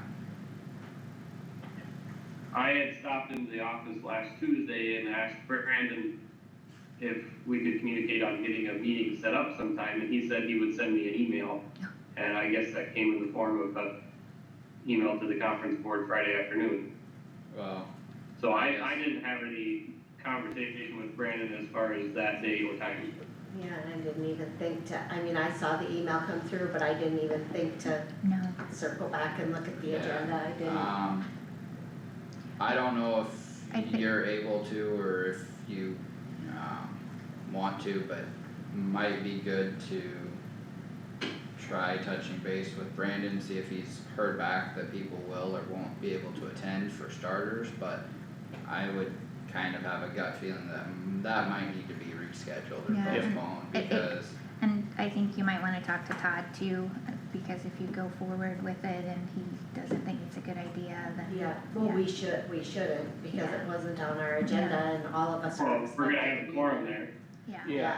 well, no, that, somebody needs to notify the school board people and, Well, yeah. Well, that That'll would be be Brandon. okay, Do we Yep. call in? I'd say it was I better to think act maybe sooner you should than call him later. now and see if he can come in Yeah. here. Yeah, do you want us to do that, Carter, to see if he can come in the boardroom quick? That'd be fine. Just so. Like I say, it was my understanding that he was gonna send me an email Try 290. on a proposed date and time, that I didn't hear anything from him, and I saw the email on Friday, so. Well, I saw the email Monday, but came out on Friday. Did you get this, did everybody get this email from this Iowa State person, or was I just unfortunate lucky one on the 13th of February?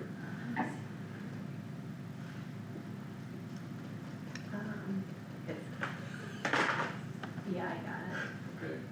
Okay. the voicemail is still set up for Judy. No. Oh, yeah, no. Do you have the right extension? Has his extension changed? Cause it might be the Bryce. wrong, Well, I tried 290, wondering if Brandon could sit. no, he's at a different spot. He never said, he's not. It's Brandon? Hey, you wanna come down to the boardroom real quick? Alright, perfect, thank you. Yeah, no, he's not in that spot. Okay.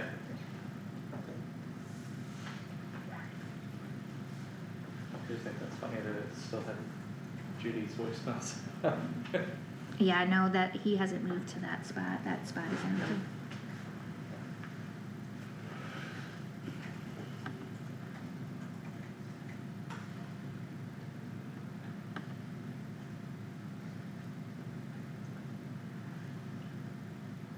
I guess it's not terribly clear here, but maybe he sent it to me because he looked at districts and everything, it says a second year graduate student at Iowa State working on a project regarding renewable energy and alcohol. Morning. Good morning. Hi, Brandon. I don't know if anyone else wants to share. Yeah, so, you sent out the meeting notice on Friday. We have an issue with that as, we weren't able to get it posted on our agenda. And that is I something didn't that know needs to about be sent out, beforehand, so we, that way Tammy can get it posted on our agenda. Because we have to, she usually gets it out by Friday, so. And for us to attend, Yeah, that would be yeah. you need a quorum, and if we have a quorum, it has to be on our agenda, if The- it's something yeah. that we're acting on together, and it wasn't. Yeah, Did I say that correctly? Yeah, yeah, it's, basically. Do you, have you received email responses or whatever from people that are able to attend or not able to attend tonight? Just one that wasn't unable to attend. Okay, Yeah. cause yeah, I mean, that's fairly short time frame and turnaround, and, We can talk all we want, we can be there, it's just that it's not legal for us to be there. You can't make any decisions if you're there, So- and you have to make a decision. did you post the agenda here in the courthouse on Yeah. Friday night? So technically, that unit and that entity would have had public notice, so it would be legal for us to attend, but best practices that it would also attend, be but on you our- wouldn't be able to make a decision without it being on our agenda. Yeah, because we're a member of that board, so we could. But our best practice and the standard that we have done the best we can to implement here is that it would be on our agenda as well. So I think communication in that is important, and I don't know if we got all those boxes checked for this one, but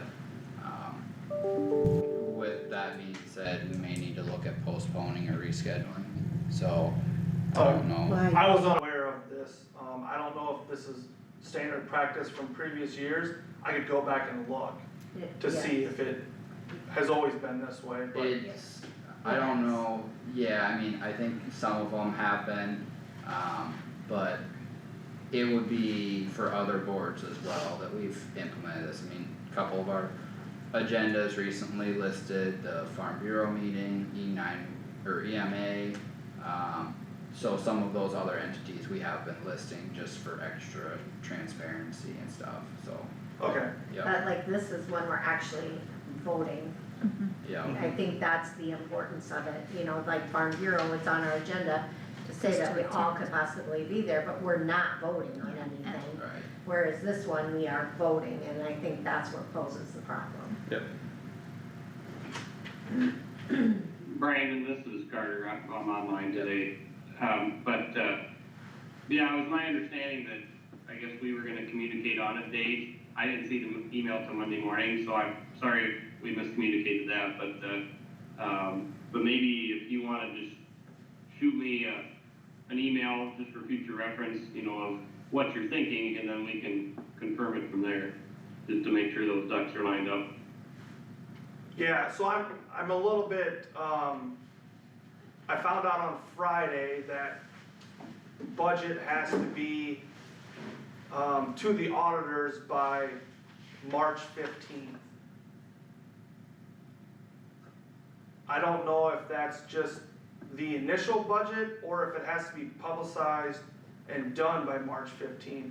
But with that new law change where they have to send out those notices, our budget wouldn't technically get included in that, because that's just the school board, the county, and the cities, and we're a whole separate levy. So I don't think we do need to have it in by March 15th. I think it's April 30th. I don't know if that, I don't think that, It's, I don't know if and the that law deadline- has changed since I've been there, I don't know. It used to be March, but So just as long as we have the initial approval date by March 15th, would that be okay? And not the whole publicized and done by March 15th? I think you should talk to Department of Management and get that Yeah. answer for sure. Okay, I don't think we Yeah, can tell you yeah, for sure. no, I think- I would, I think you need Okay. to talk to them about that and make sure. maybe send an email to Department of Management, copy Tammy and Carter on that, so that you three can communicate and Yeah, see then- what you come up with. Then you'll know for sure, cause they're the ones that are gonna cite you if you don't do it correctly, so. okay. Yeah. So. Alright. Carter, do you have anything else as far as the agenda for tonight, or any direction for Brandon for that? So are you saying the meeting, you're gonna have the meeting tonight, or what is That's it? what, Carter's the chair, so. I mean, we can talk about it. I just with how I've always seen the board practice, I would prefer for it to be on our agenda, especially if we're making a decision. Yeah. Yep, I think we've, and not that we couldn't defend it or anything, it's just, but we have had complaints in the past for not doing that, so. well, and we just talked, I mean, you wouldn't know this, Brandon, but we just talked about it a couple minutes ago, there's a case we are defending with IPEP on Thursday for a open meeting law violation, which I'll say it now, I've said it before, I'll say it again, but I don't think we did anything wrong, I don't see any issue with that. We've had previous challenges from the same individual that have all been dismissed so far, so, I mean, that's just the reality of it, but we're trying to focus more on communication, transparency to avoid those issues, so that's where some of this comes from, so. I guess to be more clear, if, there's no issues for budget timeline to postpone it a week, I think that would be best practice. If it's an emergency, well, then that's different, but Yeah, I'll reach out to the Assessor Association president and ask for some guidance from him on what would be recommended action. And get back to you today. Okay. thanks, Brandon. Alright, thanks guys. Yep. He's clear, he's gonna contact the other people to cancel, or it might still possibly be on. Well, I think it depends on whether Okay. or not it's an emergency, but All still, right. if it's an emergency, probably shouldn't be tonight. Yeah, I mean, That's fine, we don't have to be here, No, that's okay, I guess before we leave here at whatever time, let me know what we're doing. yeah. yeah. Yep. Well, we'll be back after lunch I know. for solar, so hopefully you'll have the I answer know, by I then. understand. Alright, yeah. Yeah, I've got this email from a gentleman by the name of Bryce Pate, and it says, I'm sorry if you're not the correct contact, but, I'm a second year grad student at Iowa State, blah, blah, blah, he wants some clarification on the solar ordinance and the solar moratorium, who do I hand that off to? Well, he wants clarification, he's not asking for a copy, he just wants clarification. Well, he's got the copy. Oh,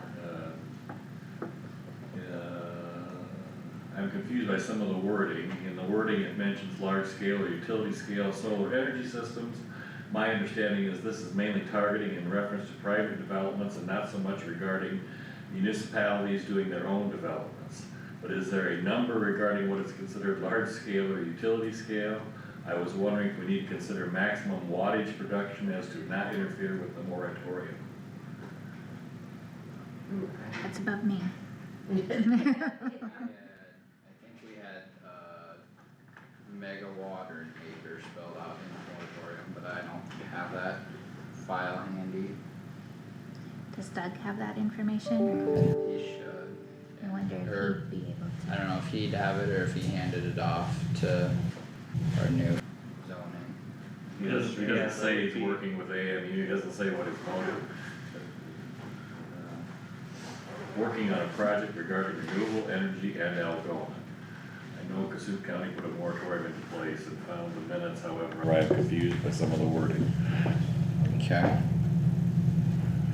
We can go on, move on, we'll make a decision before we leave, what we're gonna, I mean, Yeah. who's gonna take it? Yep. Fair enough. I had no other meetings, excuse me. Sure.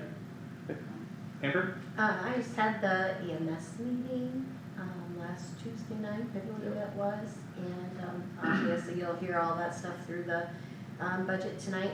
Seems like there was one other thing, if it's left me, I was gonna bring it up, oh, I did, not a meeting, but I did get a tour of the, building, the old UBC building, just kinda to see where everything was, and wow, that's a big building. Mm-hmm.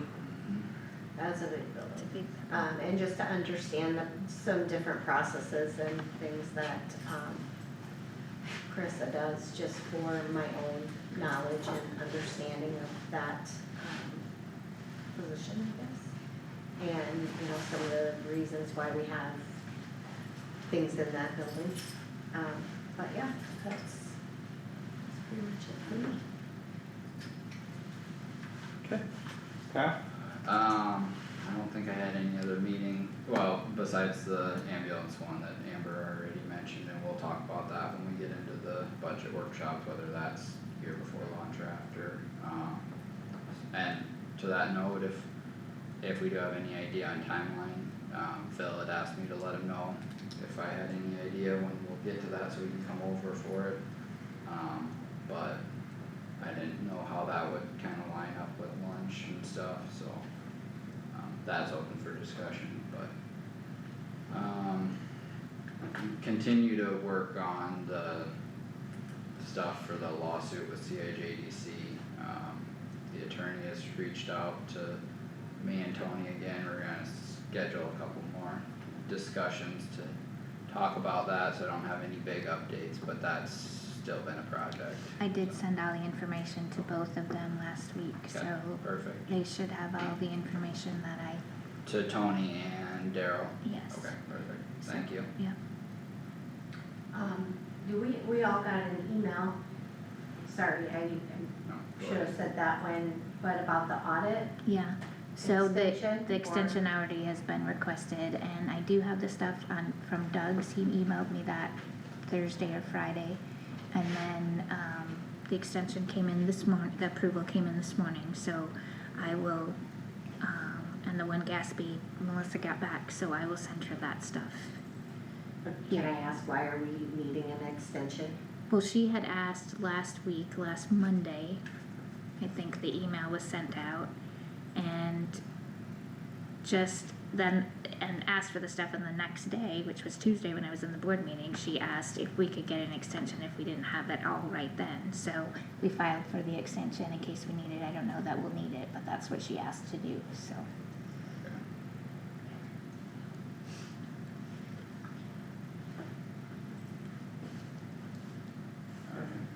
Is that everything for you? I didn't think so. I did not have any meetings last week. Carter? I just have Board of Health tomorrow, and then as a reminder for everyone, there's a Zoom meeting on Thursday at 10 o'clock for behavioral health alignment. So if anyone wants to jump on that, they can. This is in regards to Care Connections dissolving in the new regions, or districts, I should say. Is there a link or anything to that meeting if we? There is a link, Did everyone get an email for that, or? I think just you and me, I think, just got that. okay. I didn't know about it. Yeah, I think it just, I don't know, I can forward the link if anybody wants it. I don't remember my schedule. If anyone's interested, we can forward you the link. Mm-hmm. Can I, could listen.